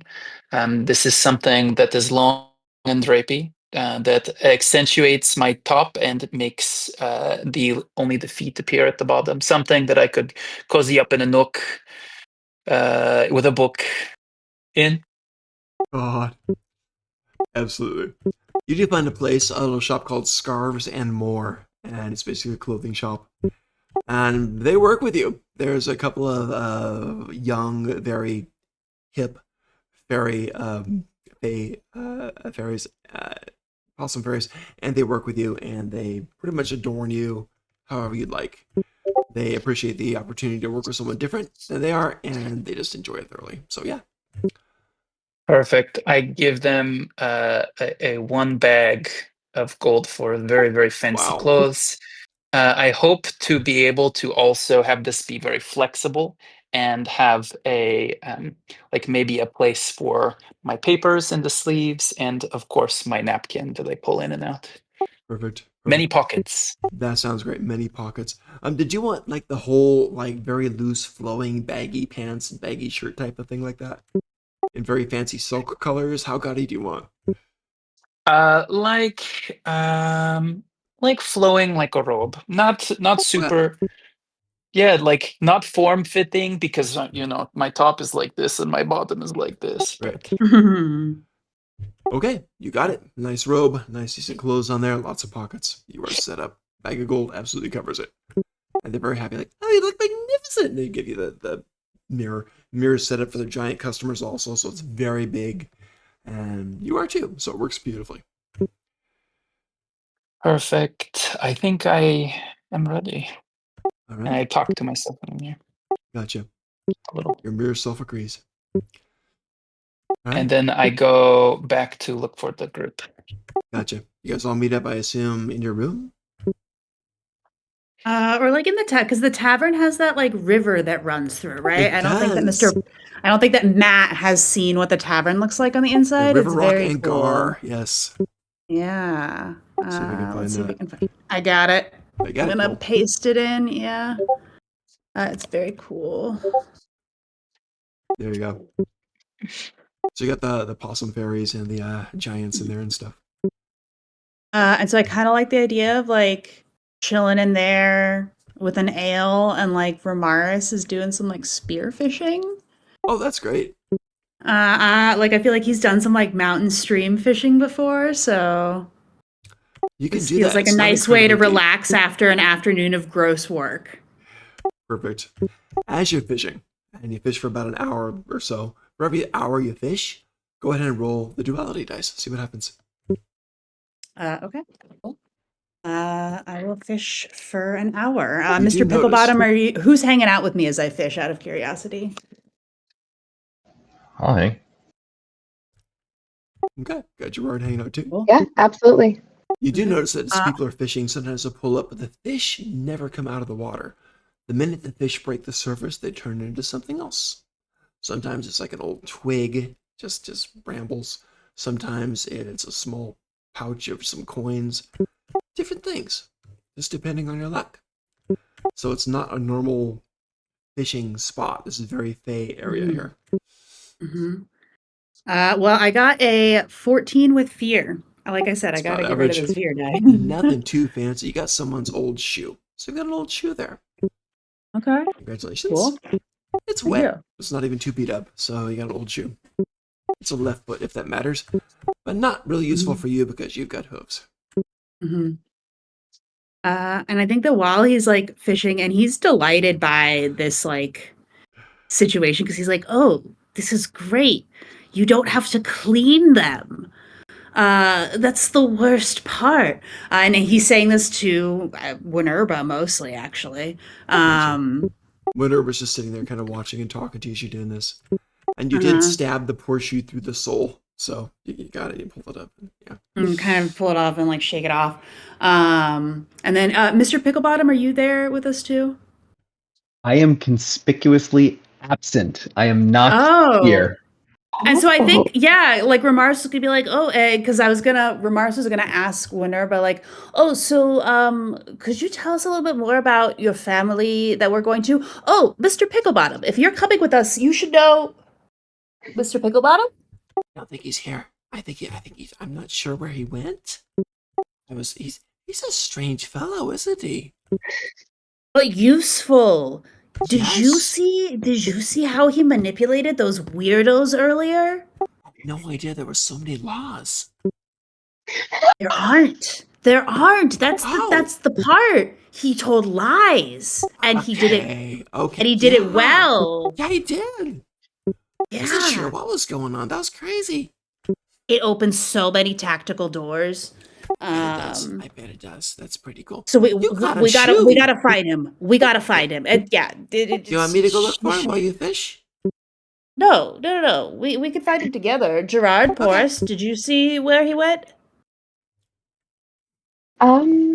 No, I've just been staring at the sea for a few hours, so no,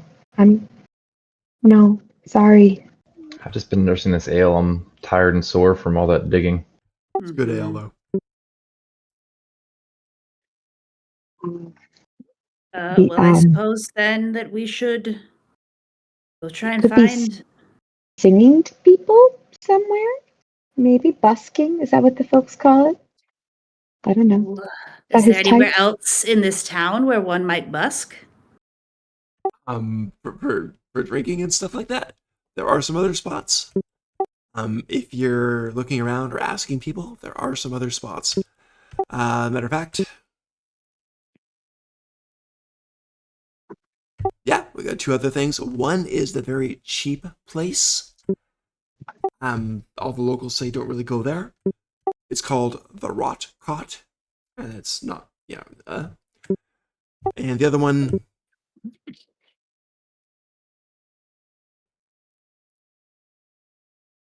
Too many pages, hang on.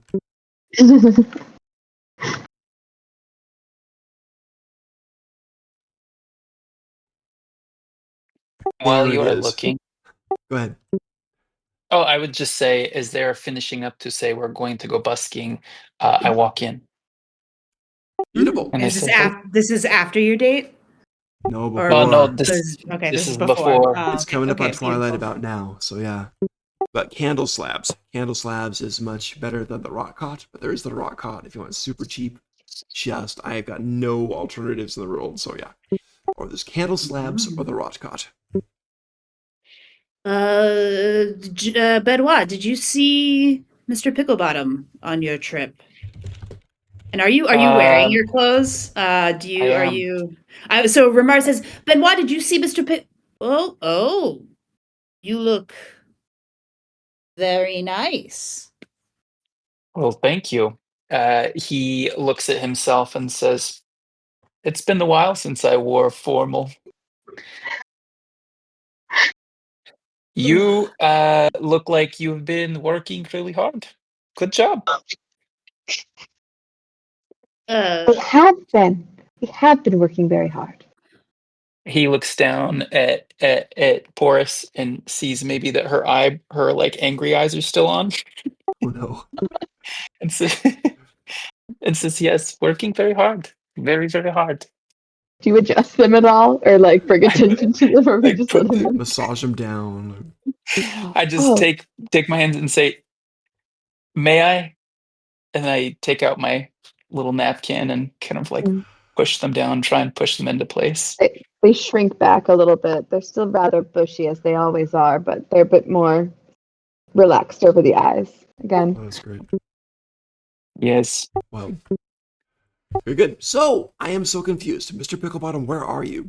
Where are we going? Or do you want to keep that a secret? Imagine then we're back at the tree, and Mr. Picklebottom is seated back at the tree that was chosen with does it still have the jacket around it, the coat around it? Oh, okay, your chosen tree. Yeah. Our tree, yeah.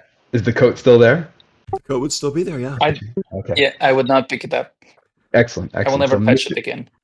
Mr. Picklebottom is alone, and it's still snowing, and his clothes are patchy and worn, but he's pulled his coat tightly around him, and he's alone, seated again back at the tree, talking to it, almost rehearsing. So Mr. Picklebottom is going through sort of affirmations and going and just really talking to this tree with great expectations and great plans for the future. Oh. Oh, that's so great. cute. Manifestation tree. Manifestation tree, I like it. All right. So you're talking to your tree. That is sweet. Talking to the tree, Well, and just basically like, someday you will be seeing the footlights in your eyes, the roar of the audience, the smell of the audience, and we will walk out on that into that stage and begin a show that this entire town will never forget. They will write legends about this performance when you and I take the stage. You decorated in your finery, I in the finest linen with many thread counts, far superior and surpassing that which I have at present moment. Uh, I think we're gonna take this town by storm, kid. He that's sort of sweet. dips his head, sort of gently touches the tree, writes it a little bit. Remember, it's a little brokey, but he does it.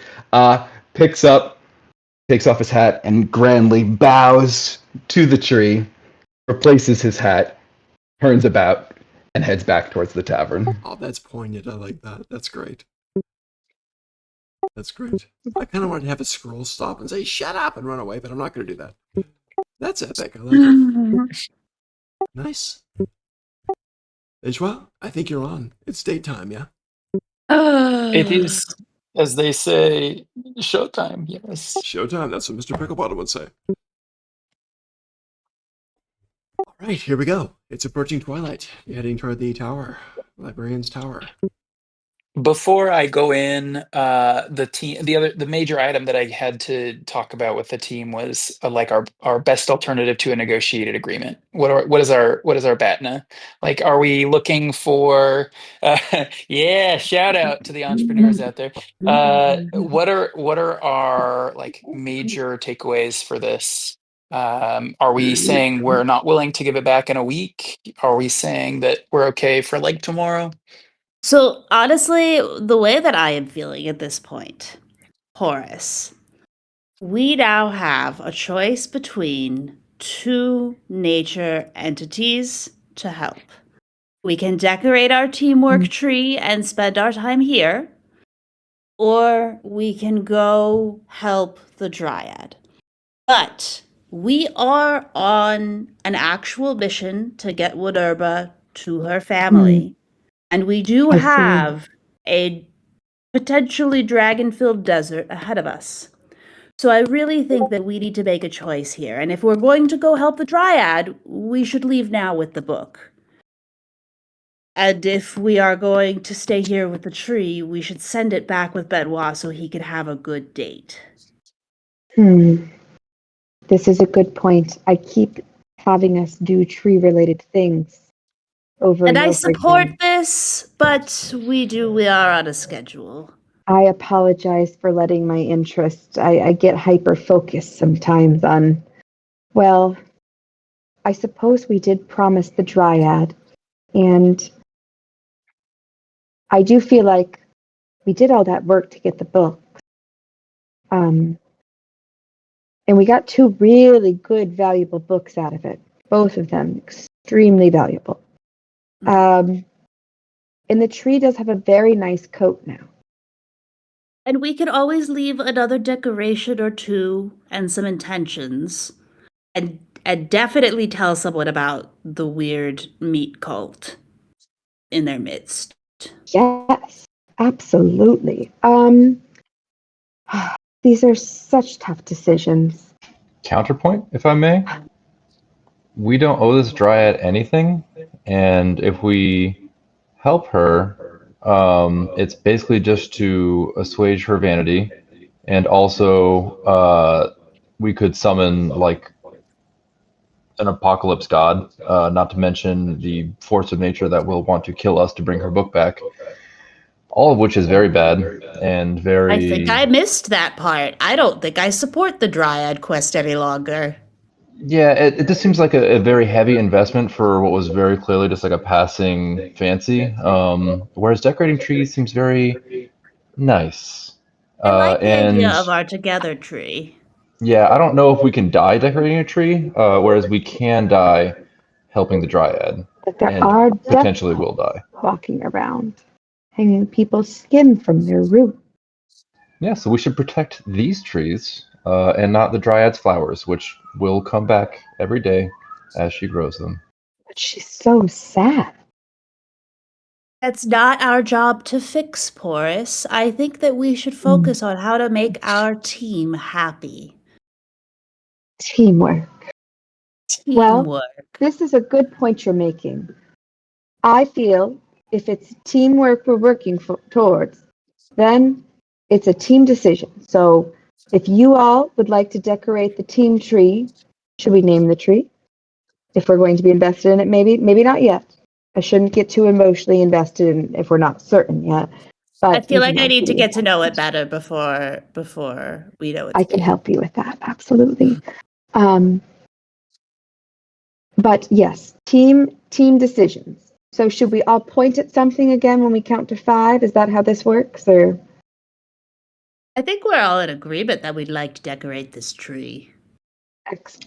I also think that we should send Benoit back with the books and say that as a book champion, he wrestled them from our evil clutches. That's what I'm saying. He'll get a great date. Starlin will not be happy. She knows how valuable these books are. He I has don't a know if dragon. Sarlin has ever been happy a day in her life. That is true. The woman But is it is pleased by true. one thing, and that thing has many eyes. I hate that thing. I've never hated anything in my life, and I hate that thing. It It scares kind me. of grows I on you. Yeah. Literally, I feel like it grew out of her. I don't know. No, I'm responsible for this monstrosity. I have created imbalance in the world, and Porus is just like, fine, we can decorate the tree, and goes to mope in the corner because they're just really upset about this many-eyed weasel. Do we need to fix her eyebrows again because now they are mopey? Yeah, they're going, wait, this way, maybe? Just I don't slowly know. melting. Like tears, almost. Yeah. Horse has like an eyebrow dyskinesia. They just Oh stay and like, God. oh. Boris, update your emotions. They are updated. Yes, I agree. I think that perhaps we will all bear the brunt and talk to Sarlin about the books. And if it becomes an issue, what was once borrowed, well, it gets returned to the library to be borrowed again. So Yes. Okay. Well, hopefully we'll I have to didn't think lead of you a. all on too long of a wild goose chase then. I mean, I'm glad we get to decorate a tree together, but This is a this was... great final result of this, honestly. You all love Yes. Tax Day. We wouldn't Tax have Day was encountered great. Tax Day without the book. Tax Day was great. Yes. Benoit's gonna have a date. Look at that. And then like Ramars kind of glances down at Winerba and is just like, I'm having a interesting time in this city. Whenever just kind of nods up, smiling eagerly. Okay. Very well. Well, how I do I kind of look? like the idea of downtime in this city with Benoit going on dates. This sounds delightful. Horace has a hard time letting go of these books. The fingers start to stretch a little bit as you try to walk away with them. Slowly kind of retracts, but pretty Oh, that's great. clingy. Well, what if I brought one back, said that because the truth is raw. I must tell the truth. Let's say we bring one back and say the other one is currently in the clutches of someone who is very ill and needs to keep it for now, but will return it in the next day or two. Benoit, I am worried about you getting trapped in a book forever. So, I'm worried that the tapestry Sarlin is the actual Sarlin. That might be true. Why are we just We might bringing need this the up book now, to- Gerard? We've just gone and decorated trees, and we think Starlin's in a tapestry. Are we It in never the came up tapestry organically. now? Oh, goodness. Okay. So let's go with both books. And you look Benchwa takes them. very My magic power. bright. That's how you look. Very bright. Just to be clear, Like- Benchwa's taking both books, right? Yes. Okay. Is Sarlin like present but hungover like Benoit was that one day, or is like Sarlin just mysteriously absent? You guys call it. How do you want to do it? You said earlier that Sarlin was like at the infirmary or alchemist or whatever. I'm Oh, yeah, fine with sounds good. that. We can roll with that. Alright, cool. Yeah. Yeah. Cool. So here's the thing. Benchwa, you're just picking up the books. From Sarlin I and stuff. grab them. I put them in the pockets that were carefully designed. Are you touching For the them books. with your skin before you put them up? So I typically will clean them off, and once they are clean, then yes, I touch them with my Okay, skin. that's the problem with that. Because the minute you touch that one false book, the others, yeah. So you two, unfortunately, are going to have to beat that score, and let me jump in there. You're going to have to do. It is a. This was an. Yeah, this was an instinct thing. It's going to try to control. You got it, boss. This is an instinct roll, so you have to clear a threshold. So go ahead if you want to use any relevant skills to overcome a book trying to overpower you. I don't think I have any relevant skills. I'm not Okay. bookish. Gotcha. Good luck. Go for Okay. it. No survival skills or anything? You could do Because that. mine was please don't eat me Yeah, experience. that's fine. I got an 11 with hope. I have nothing left to lose, but I don't think bodyguard or clumsy investigator would work for this. I tend to agree with you. Yeah. I appreciate that. Your honesty 11. on there. So yeah, 11's not a huge roll. It's not even an average roll. So you reached out, you cleaned the thing off. Good news is it doesn't soil your fingers. Bad news is the minute you touch it, you know it's incredibly valuable. There's no way you want to return this book. This book could do wonders. Oh. In fact, you have some goals in your personal life here, and you're sure this book can help you with that. Absolutely sure this book can help you with that. You just know there's a chapter in here that if you read it thoroughly, it'll tell you where to go to find what you're looking for. Perfect. I don't know if anybody would notice that my mood. No, they probably wouldn't. It's my moods don't. But I become a little bit You're more pretty guarded. smiley. Yeah, I become a little bit more smiley, and it would be easy to assume that this is because I am going on a date. And I turn around and walk out of the tavern, thinking to myself, "This just got a whole lot more interesting." Yeah, we don't even realize it. Uh-oh. Looks normal to you Am I guys. is it me and Picklebottom the only uninfected members of the party? I'm also uninfected. And I'm not Mark. All right, touching cool. the book. All right, so we're 50-50. Yeah, and I've watched all of this happen. Or at least I saw it happen to Porus and Sarlin. So I am not touching that book. Well, I'm going to complicate things a little bit more. Porus, you're seeing Benchois take the book, and you're having some second thoughts here. You know the book's valuable, and you're having second thoughts about returning it. And you don't really want it parted from the party. You don't want it for yourself, because you're very much a team player at your core. But you know it would help everybody out if the book stayed with you guys. So as long as you know that. But this is the next day, so you get to roll again. Let's see if you can break it today. Go for it. Good luck. Presence roll. This is Porus. This is Porus. Yes. Okay. Okay, so I'm gonna do it. So It's the next day. right? Will I be able to like overcome the? Okay. Maybe because Is you it just a? sorry to interrupt, but yeah, you might Presence. have a chance to overcome it because you haven't touched it again. It hasn't exerted its control over Okay. you today. But you see it going. It's basically got control of you, so you have a chance to break it. Let's see what happens. It would be presence, not instinct.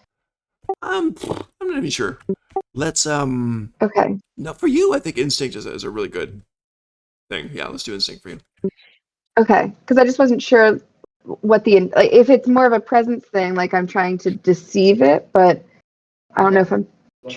I'm thinking kind of like presence is your Sense of confidence self. versus it. Yeah. Well, instinct's Oh, more of okay. a No, that this would makes help sense. I'll do everybody type of presence thing. then. Okay, you could. I think That you could makes do sense. either I one wasn't. because yeah.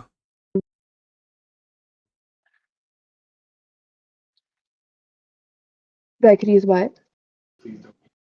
Yeah, but I don't know if this is the same kind of situation. The please don't eat me, because it's like he's saying it's more of a confidence thing. You can I still feel like use I should that use because presence. it's a very Yeah, I dangerous think book. So I think you still this can is still use that. Okay. this is the Okay. same roll that we used before last time. Okay. I agree. I feel like you guys are trying to help me out, so I don't still continue to. No, you're doing great. You're role playing it, so that's perfect. I feel like this is Okay. Ravine, and you're trying to succumb to madness. I know I am playing like that. Funny enough, I do like to eat the mushrooms in Ravine. If you've ever played that board game. Okay, I got a 16 with fear. You did it. I don't feel like You I did. did. You did it. You're okay. You're okay. Yes. You're okay. You You and see this is Ben Schwab happening take while. the book. Yes, and you have this little pang of wait, inside, right? You're feeling wait, and then you're like, it's not that big a deal. You kind of come to your senses and like, Yeah, this is totally fine. This is fine. Honestly, the book's not that big of a deal, guys. I think it's going to be okay. I think you're right. The tree is more important than the books. Mhm. Teamwork is more important than the books. Yay, team. Go team. Go team. Okay. Good luck, Benoit. Don't get stuck in a book. Okay. Okay. all right, Yeah. Ben Schwab, tell me what you're doing. So Ben Schwa walks out and glances back at the doorway and continues to walk away slowly, kind of looking Beautiful. behind himself to make sure no one's watching Gotcha. him walk. Hold on for a second Uh, here. I'm sorry. I hate to interrupt. But I kind of need to know. Mhm. In the meantime, well, you don't know. You think you know where he's going, and he might. I don't even know. But what's everybody else doing in the meantime? The reason I'm asking this is because timing gets a bit weird later. So I want to know what you guys are going to be doing while he's gone. Gerard is fishing and drinking with Ramaris. Beautiful. I put in chat that I Hanging out invite there. everyone down there, and then was like gonna update, basically have Winerba tell us about where we're headed and update Mr. Picklebottom on the quest. Perfect. We'll do some tavern time and then upkeep after that. Nice. All right. Horace would like to actually just remembering the after we've talked about the potentially evil, potentially misunderstood tree. Will tell Benoit like, oh, I'll follow you out. I'd like to go sit a while and somewhere quieter with my seed for a bit, and would just like to go meditate outside with my seed. okay. So you're gonna come with me. No. I'm just gonna go outside the tavern in wherever we're at. Not like with you, but I'll just follow you out. I just don't want to be around the noise. Okay. I like to spend some quality time. He walks out, kind of sees you situated, and then says, perhaps I will be back tonight. Perhaps if things get a little crazy, maybe like much later, but don't come find me if I'm not back by tomorrow morning. And then Oh. says, I may be, you know how important this book is. And if it were to get into the wrong hands, I would expect you to help me get it back, okay? Yes. I suppose, I mean, I see where you're coming from. I felt that way very strongly yesterday, and most of it, I just, I think I'm starting to come to terms with the fact that Because I don't know I've been charmed by it, correct? It's just more of a release of. You do know you thought very, very highly of the book, and now you're like, Okay. just like you have an idea, and the next day you're like, Yeah. maybe that wasn't the best idea. You know that teamwork. I support you, but I would much prefer that you are safe and no getting stuck in a book. At least that's what I feel that one fellow was threatening. I didn't overhear it. You guys were just filling me in, but yes, teamwork, but make smart choices to protect yourself first. Yes. He kind of gets this far off look in his eyes and says, "Some might feel it an honor to be a hero stuck in a book." And then says, "But regardless," and then turns and says, "I will see you soon. Don't get into trouble. And we can work on hunting down more of this icky black goo in the morning." Yay! Thank you. Have fun. Goodbye. And don't forget to tell them about the meat cultists. Of course, of course. And Horace just stares at the seed and kind of roots themselves into the ground. Perfect. All right, you look like you grow there. You look like a natural. It is cold out. Snow's coming down. So, yeah. Senzula, you're heading out. Going to the library tower. There are a few other people out tonight. It's cold and it's kind of glowy with the torches outside and everything. Lights coming from the windows. Not a bad effect. Not a bad look. So you walk over to the tower. Not a huge town, so you walk over to the tower. And you're there. And you're at that big front door again. Go for it. I pause at the door and realize I got here a lot faster than I wanted to. And then I push it open and walk in and say, "I'm back."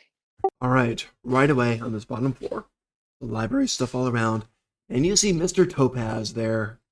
He's actually hanging out here, and he's got his little goblet of wine, and he's got his weird broken in pieces sword that's somehow put together. And he looks at you and says, well, welcome back. It's, yeah, I was wondering if she was going to shred you guys, but I guess you're returning the books, huh? "Oh, yes, Mr. Topaz, I heard you sold us out. Goodness gracious, what a thing to You do." lie so bad.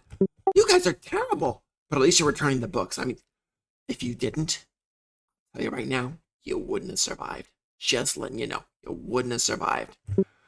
So, Wow, that sounds a little like a scares. threat, but No, it's just the facts. It's not me. It's the librarian. So she's waiting for you upstairs, fuming. Actually, you should go say something nice. oh, Give her the books. Maybe beg. There you go. so she's like words of affirmation person. She's very by the book, if you know what I mean. I know exactly what you mean. All right, go survive. Get those books Walks back. towards the stairs, You got it. pulls the books, and looks at the books at the bottom of the stairs. It looks around, looks in the cupboards nearby for any book that looks close, and kind of like, "Do you mind if I look at these before I go? I need some insight into what to do." He's looking at you and he looks confused. He's like, "I think you're a crazy man. She's mad. You should really get those books back to her." Oh, for sure, for sure. I just want to see and like any about romance, and he's really just looking for a book that looks like the one that he can swap out. Gotcha. He says, "I guess so, but you're in this place, so she's gonna know you're here. It's your funeral." And he just kind of turns away a bit and takes another sip. Meanwhile, you're looking around. He swaps. Yep. All right, you can find a book that looks pretty close. Let's see how close physically you get. So, that would be an instinct, I think. So let's go ahead or maybe a finesse if you're trying to do it stealthily.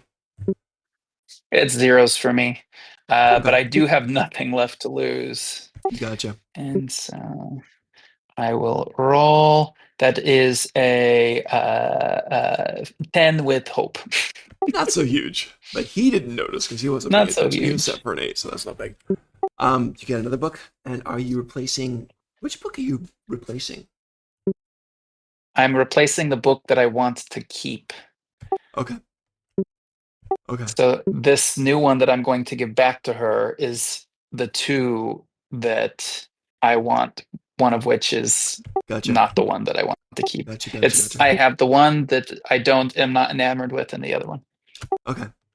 So one of the new books you got, if you just chose randomly, it's Yes. on, building towers with a certain kind of granite stone. Okay, so you got that. All right, so you take both books. You go upstairs. Yep. Go upstairs. All right. She is there. She is waiting. And it's like every librarian everywhere when you have an overdue book. Very few words, very businesslike, very upset. She's a bit angry. Just magical radiation is just emanating from her. And she just stands there. And she's like, "You have the books? You're returning them to me?" Why, yes, I came to see you again. I am here to return the books. It sounds like there is a big misunderstanding. I wouldn't call it that. Friends lied. As she approaches you, she's still got those magical fumes emanating from her. She says, "I don't think you were the one that lied. But your friends did. I'm glad they're not here. You! Did you know? Tell me the truth. Did you know they stole from me?" These are such harsh accusations. I believe that it was such an easy misunderstanding. It was tax day, and look at me and my accent. I am a foreigner. I barely speak the language. You must understand, we are here only because we love the books. And we could not do anything but maybe sticky fingers a little because we love the books. Bless you, we're on the same page. We both love the books.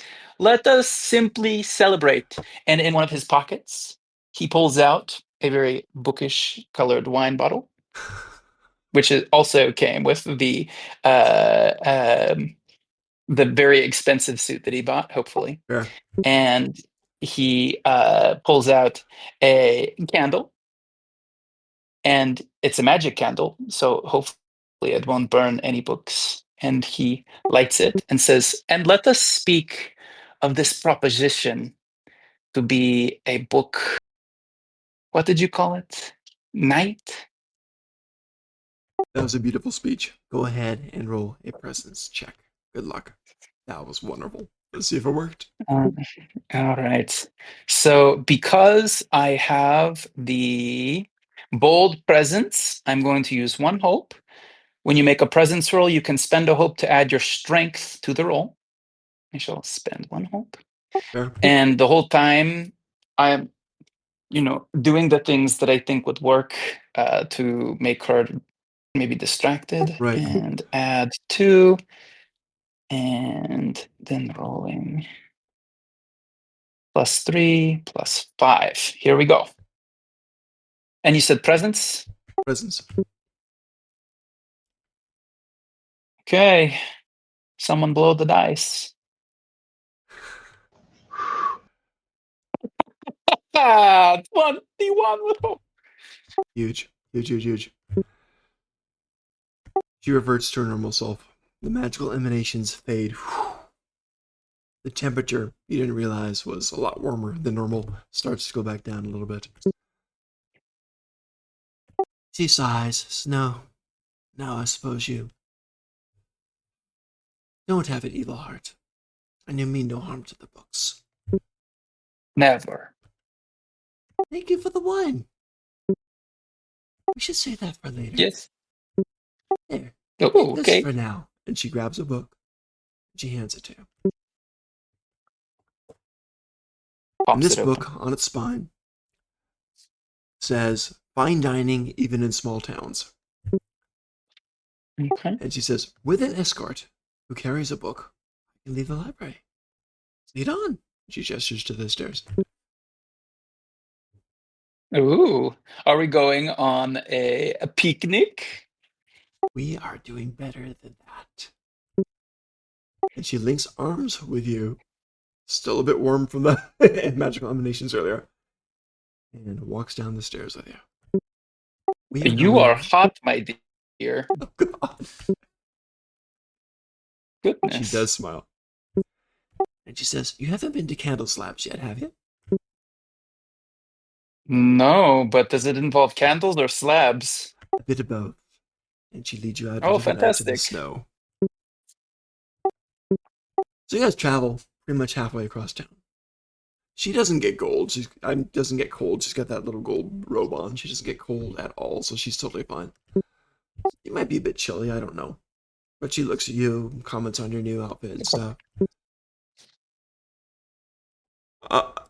And she basically walks you over to the place. Now, while you're going there, you do see a few other people. A couple of giant folk just walking out for the evening, just kind of passing a large keg back and forth and looking up at the sky every now and then. And they see you walking to the library and say, "Oh, look at this. She's out for the night. She's out for the night." The other one goes, "You go, boy, you go." And then they just keep walking. Meanwhile, you come to a place which is Candle Slabs, and it looks pretty decent. It looks pretty nice. She wastes no time. You guys go in there. The place is very, very dimly lit. There's no regular torches. But anytime customers come in that can't see in the dark, which would be you're human, right? They come over to your table, and they bring a big wooden slab with candles all over it. Different kinds of candles, fat candles, skinny candles, all kinds of candles. They're all burning, different colors of flame. Very weird effect, and set it on the table for you. That's Candle Slabs. Mm.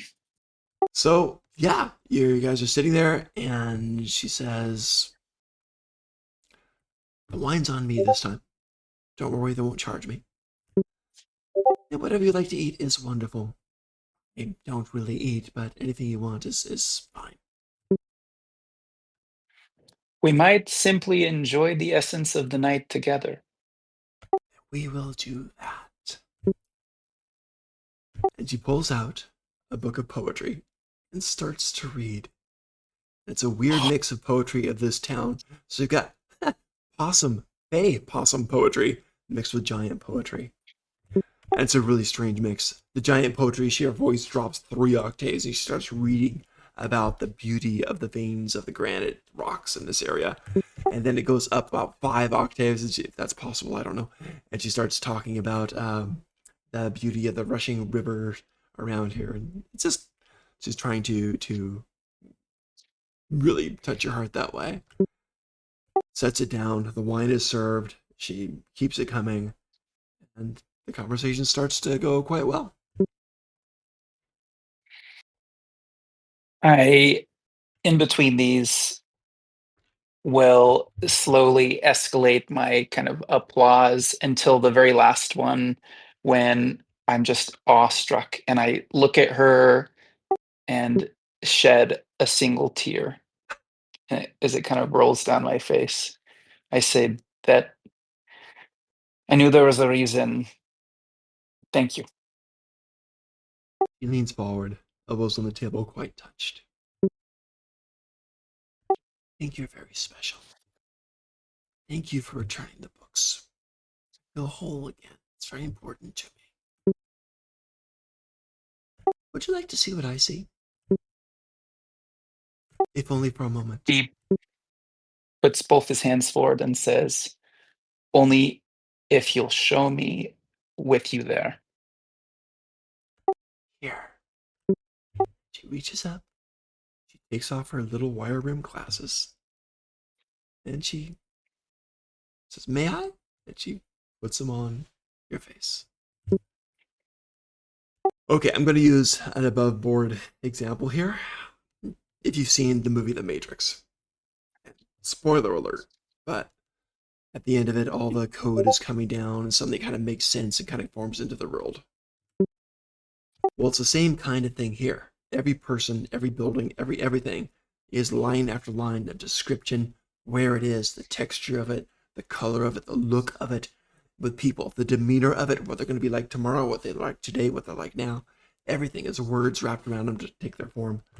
You're looking at a world of words, pure words. You can read the world. Anybody around, you can see them and read them literally like a book. Wow. I'm sorry. I immediately look down at myself and see, like, in my hands all of the accusations that I've ever like had against myself, or all of these like hidden, like, you all should know, and I don't know if you would know at this point, but a little bit of backstory, little lore drop here. Ben Schwa was the bad cop. He was the bad cop. And so he sees like all these things all over him that kind of like, and he looks at her and then he realizes that she can see this too, and is like, holy smokes, like she sees me, and just like begins to tear up. You feel seen? Ouch. She Description and all. She gently takes the glasses off, puts them back on her own face. She takes your hands in hers. She says, "You're not a bad person. The story had some rough parts, some bad chapters. It's getting better. Anyone who's reading you is rooting for you. It's going to be okay." And then she pours more wine to kind of dilute the moment. Cheers. How can you know, Clink, if there's a good and a bad, if it's okay or not, if there's even a reason or rhyme for why we exist? And then says, but the books, the things that we're living for, I guess, give us moments of peace. And then drinks it. It's so beautiful. I'm so sorry. I'm so sorry to drop that in the middle of your beautiful speech. Okay, just to clarify, neither Ben Schwa nor the librarian are busting up laughing at this moment. Okay. Just to clarify. Okay. I'm hiding the chat. You guys are fine. I'm hiding the chat for now for me, so that's fine. She basically looks at you and says, "I can't read the future, but I see the trend. There is hope. I believe you'll be a good person. But you want to know something? Something true that I will tell you? I don't really care. As long as you're good to the books, I don't really care. As long as you're nice to me, I don't care what you do. Don't be burdened by those mortal worries. Let it go. I believe you'll be happier." And what of those that the promises that I have to keep? What of them?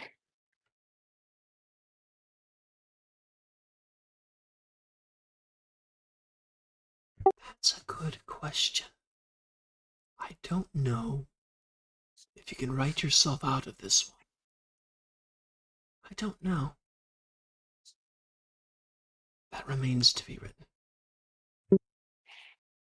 Let's write it together.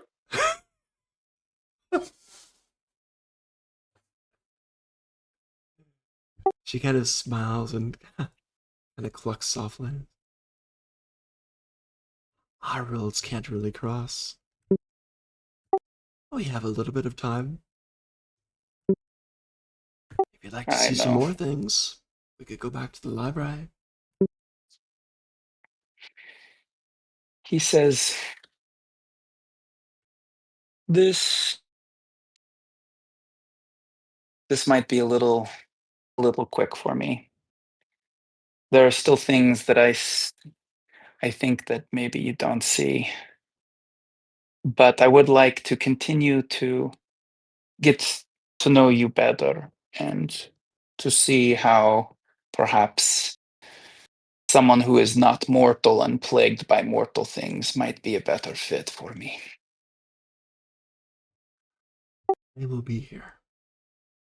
But do not delay too long. You are mortal.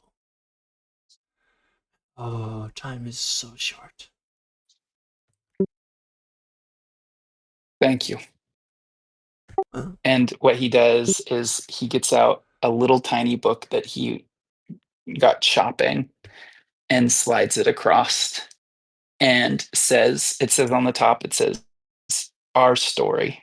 And it opens and it's empty.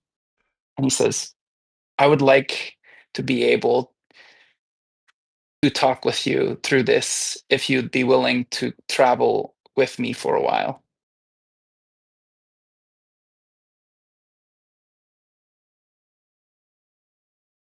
No one has to know. And we can spend some time perhaps exploring the world like you brought up would be nice. Are you talking in the future? Or are you talking now? I mean, an all-seeing, all-knowing librarian would be nice to have with us every once in a She while. I mean, laughs a bit. that's not. Yes, I did read that in you too. There's a bit of a But power hunger, isn't there? You do have your yes, goals, your dreams, to and right I your am wrongs, mortal. and your penance. Yes, yes. When you find, So when you find the greatest challenges, come find me. then keep this and write many stories until I see you. Shall. And, I will treasure it. and then he takes her hand and says, "Shall we, fiery queen of books?" Absolutely. She takes your arm, and you walk out of Candle Slaps. And you return her to the library, and return that original book that you basically checked out. Yes. There you go. You had a beautiful day. So torn as he walks out of the thing, goes back down the stairs after walking her up to the library, glances at where he left the book on the downstairs shelf that he Mhm. swapped out. Thinks to himself, "Tomorrow at midnight," and then leaves the library and says, "Okay, tomorrow at midnight." And then comes back, we'll say maybe, what, like 3, 4 hours, That's about right. midnight-ish. Yeah, midnight sounds great. Let's do midnight. Walks back Nice. to the board and thing and uh, walks in through the front, looks at the fish, shakes his head, and then walks upstairs. Unless anyone is down there still, if That's you're the all still thing. We're gonna drinking. pause it right there, right before you're about to walk into the tavern door, because we don't know what happened in the meantime. So, jumping back to the less romantic aspect of the evening, you guys are all in the tavern. You're fishing, you're hanging out, you're drinking, you're eating, you're recovering. Had a big day of shoveling, basically, and intimidating. So that was great. And you're there. And after about an hour after Benchois leaves, where it's pretty late at night, winter time, so I guess about 9 o'clock or so, this guy comes through the door. Keep in mind, this place is built for big guys, small guys. You got the small tables for the possum fairies, you got the big tables for the giant. This guy is a big giant guy. Riding on his shoulder is a possum fairy girl. They come in, he looks around, and she kind of points to you guys. He comes walking over to you, where you guys are all fishing. I assume you're all gathered together, roughly. So he comes over, And he kneels down to be with you guys where you're sitting down, fishing, drinking. And he says, my friends went back to the tree. My friends found they had messed up all their work. You destroyed what they were trying to do. I'm going to ask you nicely. If tomorrow morning, one day before the festival starts, further out in the forest, you'd like to join me for some more digging and make it right. You're making a mistake. You're not nice people. You're blocking something that needs to happen. And the fairy girl on his shoulder is just kind of nodding as he's talking, but not saying anything. We do not make trees evil. You're a mushroom. I'm not a Mushrooms tree. and trees aren't good or Nor am evil. I evil. We're trying to bring something strong into this area. I think the tree's you going need to be do it okay right. after it. What do you In mean accordance by with that? regulation, you need to have the same shot as everyone else in this competition. You can't be starting a day early, 2 days early. We have 7 days to decorate our trees. If you want to do it your way, that's fine, as long as you don't commit any crimes. I don't know where those skins, intestines came from. I'm hoping natural means, but you got to do it the right way. He looks at you and says, I understand what you're saying. The rules say you don't start till that day. And the fairy girl speaks in for the first time because the giant's kind of perplexed. He doesn't really know what to say now. And she speaks to Gerard, kind of this high-pitched voice, almost chittering, nose twitching in agitation.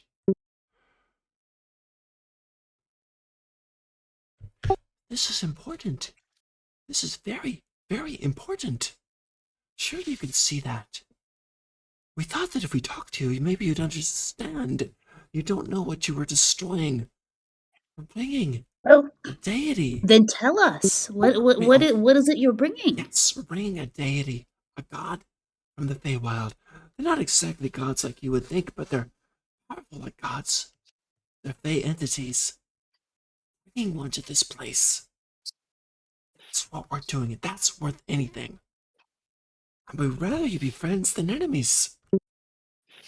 Mr. Picklebottom sort of puts his mug of, it was basically empty ale, aside and turns around to address Faye. She's a possum? Is that Yeah, possum fairy. possum? Yeah. It says, it seems you are seeking an exemption of the rules. There are ways, means, and mechanisms by which one may seek exemptions. You must be filling out Form 22B in order to seek an exemption, in order to summon a deity, spirit, or otherwise formless, Otherworldly being. formless being. Yes. Um. Uh. Uh. Hey. Chuck. Looks at Gerard. Could you fetch us a Form 22BC exemption for summoning of spirits? Yes, sir. Right away, sir. While you guys are saying this, the fairy girl possum girl is shaking her head. And she's saying, we actually checked on this. This is ridiculous. This is ridiculous. You guys are liars. And the giant kind of raises his hand over Mr. Picklebottom and looks at her on the shoulder and says, shall I? Not in here, not in here. And she says, look, if you won't help us, at least promise to leave us alone. Absolutely not. If you're not a friend of the tree, you're not a friend of us. Nor are you a friend of the government. Yes. Nor are you a friend of the government, whatever that is. That's just like your opinion, man. She glares at all of you. She says, leave me very, very little choice. You come outside with us now and into the forest, and we'll settle it there. That sounds like a terrible idea. It will Why would Why we would do we do that? that? You. Oh, So I if don't you know do about not, that. we will come for you later. Oh, maybe. Yeah, I'm so it sounds sorry. like you're threatening us either way. So like, why would We'll we wait fight for the now when we can fight daylight. later? Yeah. Mr. Picklebottom then turns towards the tavern keeper, Marzetta. Right, Marzetta runs this place. Yeah. Okay, Marzetta and I get on well. So Mr. Picklebottom turns to and gestures towards Marzetta and says, "This feels like a dispute in need of adjudication, and we happen to have a magistrate of adjudication here at the tavern. Judge, would you mind joining us and hearing out the arguments of both sides here?" He kind of laughs a bit. Judge, oh my! She kind of hurries over. As she's And hurrying over, I give a wink. the giant just kind of shakes his head. Says, "Tomorrow," and the fairy goes, "Tomorrow." And they start to head out. And the bailiff arrive. She arrives, and yeah, and No, I mean I am the bailiff. you I too. walk into Yeah, the you door. too. You too. Oh. Yeah. When I said she arrives, I mean the owner, the tavern owner. She comes over to Mr. Picklebottom, and she's kind of like smiling at you, and she says, "I think that could have gone badly. So good for all of you. Free round of ale just for not spilling any blood tonight." And she I brings have a back, question for you, Marzetta, before you go. Yes. Do you know who this Krillaris is? "Oh yeah, it's not really a he or a she, but it's a nature deity. Well, using the term loosely, it's with the Fey realms, the Fey realm. And Good, bad. Yes, no, Oh, want in your very world. wild, very wild, very not even building palaces or mainly even buildings, except minor, just very destructive if you have those things. Not bad if you like living off the land and foraging. Wonderful, because magic is strong. Like Great if you destructive use of magic. taverns such as this place. Yeah, it would be good for business. Marzetta, just imagine a world, just a fiction, if you will. Cast your mind's eye into the nether realms of between your ears, and imagine a world where this, what's the name of the deity? You just said it. Krillaris. Krillaris. Imagine Krillaris. Krillaris were to imagine amongst the festivities to come. How would you finish that story? Just weave me a tale. Krillaris emerges in the festival. What happens next? Oh my. Well, if she was actually in this realm, I think that she would. I think that it would. I think that she would probably have the buildings destroyed in some magical ways, and probably quite creative. And then you'd have a lot of people who would probably be hurt, like people in uniforms. You've seen the ones in the purples and orange tunics, the militias here. They would probably be gone. Smashed, smeared, and probably the mansions over there by the base of the hill. We go to tax day. They would probably be quite destroyed, and it just wouldn't be good. There wouldn't be a city anymore. That means no more tax day. No more tax day. That's right. Oh, that would be horrible. I wonder where those two went when they just left. Well, I suppose that I could send Thyra after them. But I wonder, Mr. Picklebottom, before I go do that, if the people of this town need to be warned against the dangers of Krillaris, in case evildoers rise amongst them so that they know what signs to look for and how to stand against it. This reminds me of a show I was in many, many years ago. It was called We've No Parsley This Year.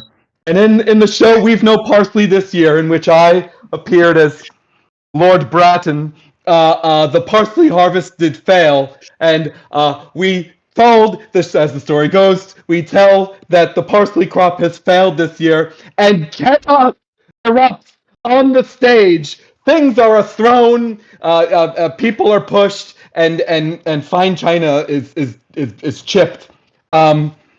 It might cause a sensation, Ramaris. I would urge caution. That sounds incredibly moving. But would it It was a warn wonderful people? performance. It But closed would after it 2 warn weeks. people of the dangers of Kralaris such that they won't get pissed off if we kill these people? Is the medicine worse than the disease? I'm gonna go track them and make sure I know what they're up to. Right. So you've got Thyra who launches, wakes up from sleep, basically tries to hunt and track them down. And let's go ahead and do that. So let's give Thyra a hunting thing. So we're doing the instinct here. So let's see. So this is actually the way that she works is I right. just do a flat roll unless I pay an experience to you or pay a hope Perfect. using experience, which I will do. Sorry, I am keep forgetting to say this. I learned when I was running my first Daggerheart combat recently, you change spotlight from DM to players when you fail a roll, not when you roll with fear. And like, so we've been changing back and forth on fears. I totally was with you because, and here's the other, because like elsewhere it talks about like when you're not in combat and we roll a fear, it's like an invitation for a DM to make a hard move in that moment. But in combat, you switch spotlight on fails, not fears. Oh my god, I glitched. Okay, absolutely. In the future. Thanks for pointing that out. Oh my god. Yeah, no, It's okay. Anyway, what I was going to say is I'm going to spend a hope and I'm going to roll +2, which is a math 22, 24 with fear. I cannot roll high on my hope die today. 24 is great. Absolutely. So she's tracking them. So if you want to, she comes back to you and reports where she went. She goes back about 20 minutes or so. They basically went out. You know where the mansions are? They went basically off to the side of the mansions by the base of the hills in there. So presumably living out there. Not any houses out there that you know of or that Thyra's reported. So I'm going to give her an assignment to basically like keep an eye on them all night. Gotcha. Come back and report if they are doing any sort of ambush tonight. And then, okay, so I've told Thyra to keep an eye on them and let us know if there's any ambush happening. I don't think we should make any moves until Benoit comes back, but if this deity is going to cause destruction of order and civilization, I like this place. I like their traditions. I like their order. I like their laws. I like their festivals. I would like to protect it. So once Benoit gets back, I'm feeling good. We could go ambush them tonight. They're expecting us tomorrow. Guess who walks through the door? Benoit! Balls. Hello, everyone. I am back a lot sooner than I planned. But that is okay. Couldn't help yourself. It goes like that sometimes. A little question there. I'm not gonna lie. But I am hearing, what was that? A cautionary tale a-coming. Yes. Stories later. What are we doing? Are you down for an ambush of some chaos reaping cultists tonight? They're trying to hurt trees and people. As of now, And I feel festivals and obliged tax to day. point out that they have not actually done anything wrong. They are trying to summon a god that will destroy buildings. And they told us that the god would get rid of people like us. Gerard, they also put a hand over us, insinuating they would squish us. So what I'm hearing is that we should kill people who think differently than we do. If their thinking hurts things and people. So if politically they are not aligned with our beliefs, they should literally die. Gerard, what are you talking about? This is not a political thing. They are trying to summon a god that will destroy, like, this town.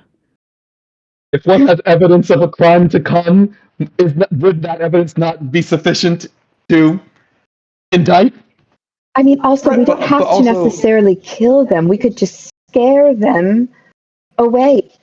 Yeah, it just seems. I feel like maybe perhaps death is a strong response when presumably this town has some sort of law-keeping organization, say a police or a guard that we could inform. It seems strong to me to slit their throats, as it were, because it's something that they would like to do. What if we put on a play with Mr. Picklebottom? I was thinking, what if I have to take on the disguise of a magistrate of the law and approach them, seeking contrition and surrender?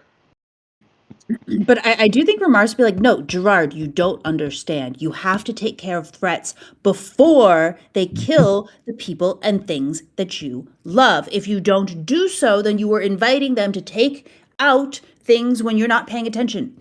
We have to stay on top of dangers.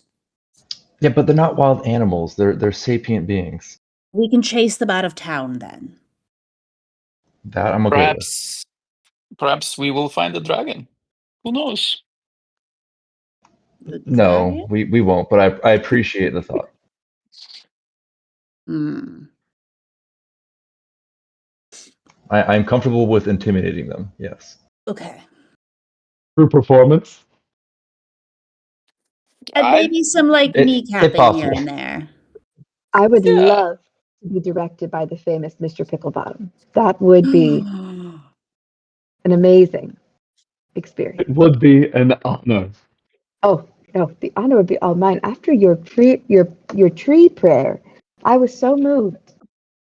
What? It's amazing. Wait, no, we're Everyone's we're taking this seriously? Oh no.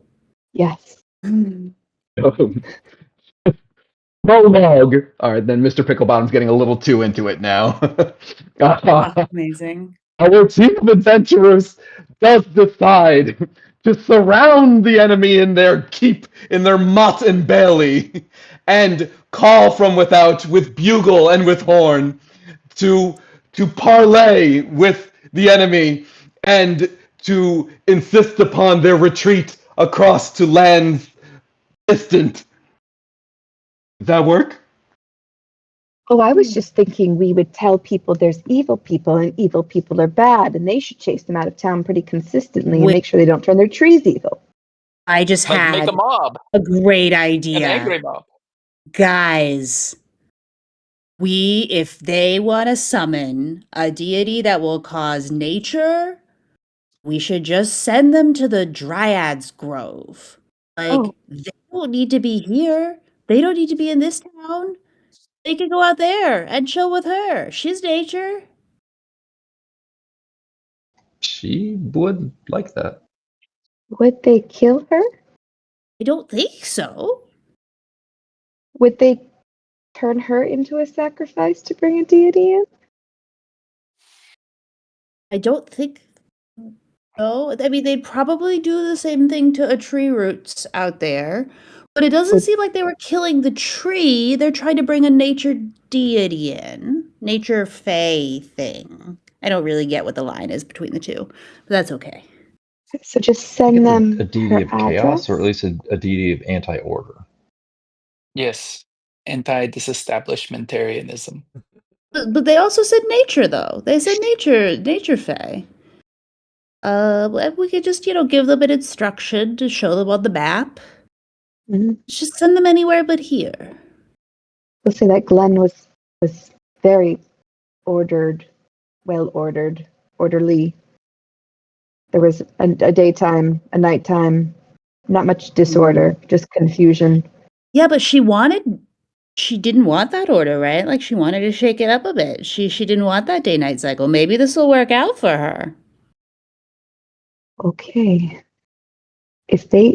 Gerard, if they hurt the Dryad, what's the plan? There is no plan. I don't We know. don't have to send them to the Dryad, but maybe We they'll are not responsible for the She's not Dryad. expecting them. We could send them with the book. Oh, we don't have the book. Kidding. We are not world That would have police. been wonderful if I pulled it back out right there. That's Yeah, right. midnight. Oh, tomorrow night, midnight. We are not world police, but everyone has values, Gerard. And if somebody is going against, is just like antithetical to your very values, and will actively go out of their way to harm things that are important, I think that it's important to consider. Doesn't mean you police the world, but I think that everyone is charged with protecting the world in some way, and it's just our duty.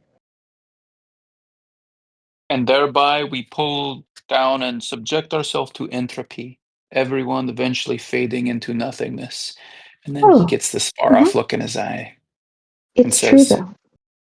"It must be so. Yes, this is the Eventually, way." we'll all be my friend compost. Benoit, the physicist. Forever and ever. You will help feed many mushrooms and trees, and that's very nice. I think I've accepted that. Let's go kick some butt, yeah? It sounds like Yep. at the least we all agree that we should confront this party. Uh-huh. Yes. Of course. Okay. After that, whatever happens, happens. Mr. Picklebottom, you think you can lead the negotiations? There's so many characters to choose from. The hard-nosed detective, the the befuddled inspector, the worldly constable. I'll study. I'll look inwards and emerge with the perfect character for this interrogation. If I may suggest a collaboration, and Ramaris will turn towards Benoit. Like, as I understand it, you are used to intimidating. Have you told us that you were an inspector with a partner in the past? I think you've revealed that in character. Yes, you would know. You and I have talked about a 10. I don't think the others would, but you would know. I was like, is it a partner dynamic usually par for the course of these situations? Of course, typically the partner is one person who does the, and the other person who does the, like grab. It's called smash and grab, I think. I can't remember exactly. Horace, remind me, how tall is Parse? 3 feet. Big. Okay, never mind. Makes good footstool. I can be smaller if you need me to be something else, but She can transform.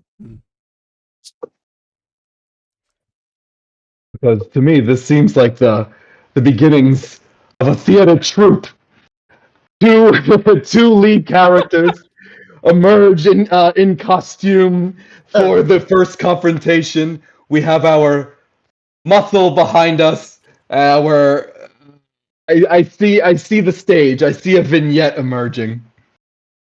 I would like to play the hidden behind a tree hunter. Gerard, That's typecasting. yeah. Gerard, where do you Aloof. see yourself? The aloof ace waiting for a challenge. I see this. And Porus?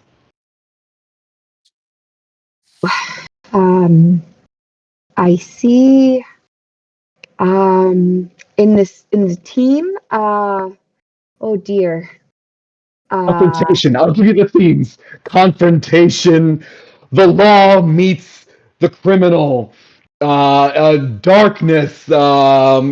Necessary upholding of the rules. Where do you see yourself? I am the conscience.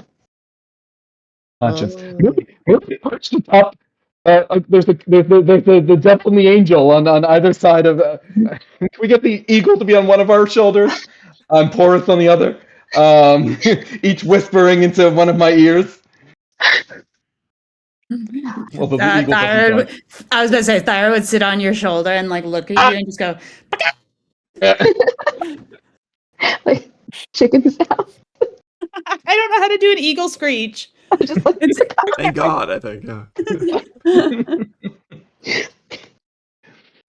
Benchois and Picklebottom in costume, bedecked as magistrates of the law, held by Gerard, the silent muscle, ready to spring dexterously into action, hidden snipers in the trees with Ramaris, and Porus perched atop a shoulder, Like an angel.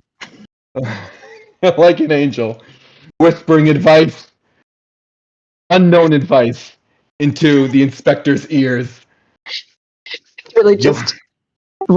ramblings of things they're seeing. They don't know that. They won't know that. On the stage, it won't read that. It'll just read like you whispering. The audience will have no idea what you're whispering. That will be to our advantage. Excellent. Okay. We call that a Cool. stage whisper. Yeah. Beautiful. I can do that. The stage is set. I think this might be a good Okay. time to call it. What do you guys think? Yeah, Yes. I love starting at this Perfect. scene next time, especially We're because gonna have Starlin fun. will be coming back and be like, Yeah. "What the What fuck the are we fuck?" in the middle of?" Right. Also, I get scared to go into combat anymore without Starling because she's got so many good little spells that she pulls out. Support, yeah. Yeah, her hexes are huge. Yeah. They are. They make a difference. Mr. Picklebottom, thank you for joining us. My God, that's awesome. Yes. Very Thank you. fun. No, So fun. it's the mechanics. It's very easy to quickly get a hold of them, and it's just it flows so naturally. Good stuff. Let's just see if the voice can hold up. Oh man, I don't know how to I hold that. love the Jesus. dedication. That's impressive. This was the Plunk knows this is the restrained version. Yes, I- I've heard a few options. There was a few That's options. great. It was like, That's great. it was Mr. Dink from Doug. It was Uncle Albert from Mary Poppins, and then it settled somewhere around here with this one. I Choose get the Goose. Uncle Albert. I get the Uncle Albert. I That's get it. in there. Yes. That's it. Very cool. I mean, look at him. I mean, look at him. It's just Yeah, the characters it works. right. The voice comes out naturally. I would like to show Absolutely. you Mr. Picklebottom's new team Perfect. portrait. Oh yeah, that's great. I love it. Yeah, The so we got I love it. there's Mr. Picklebottom and Benchois talking to little possum things. I love it. So.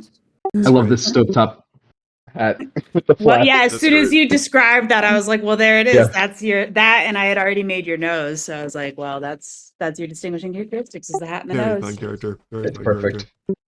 All right, I'm going All to right, stop yeah. the recording. So Yeah. off we go. Yeah.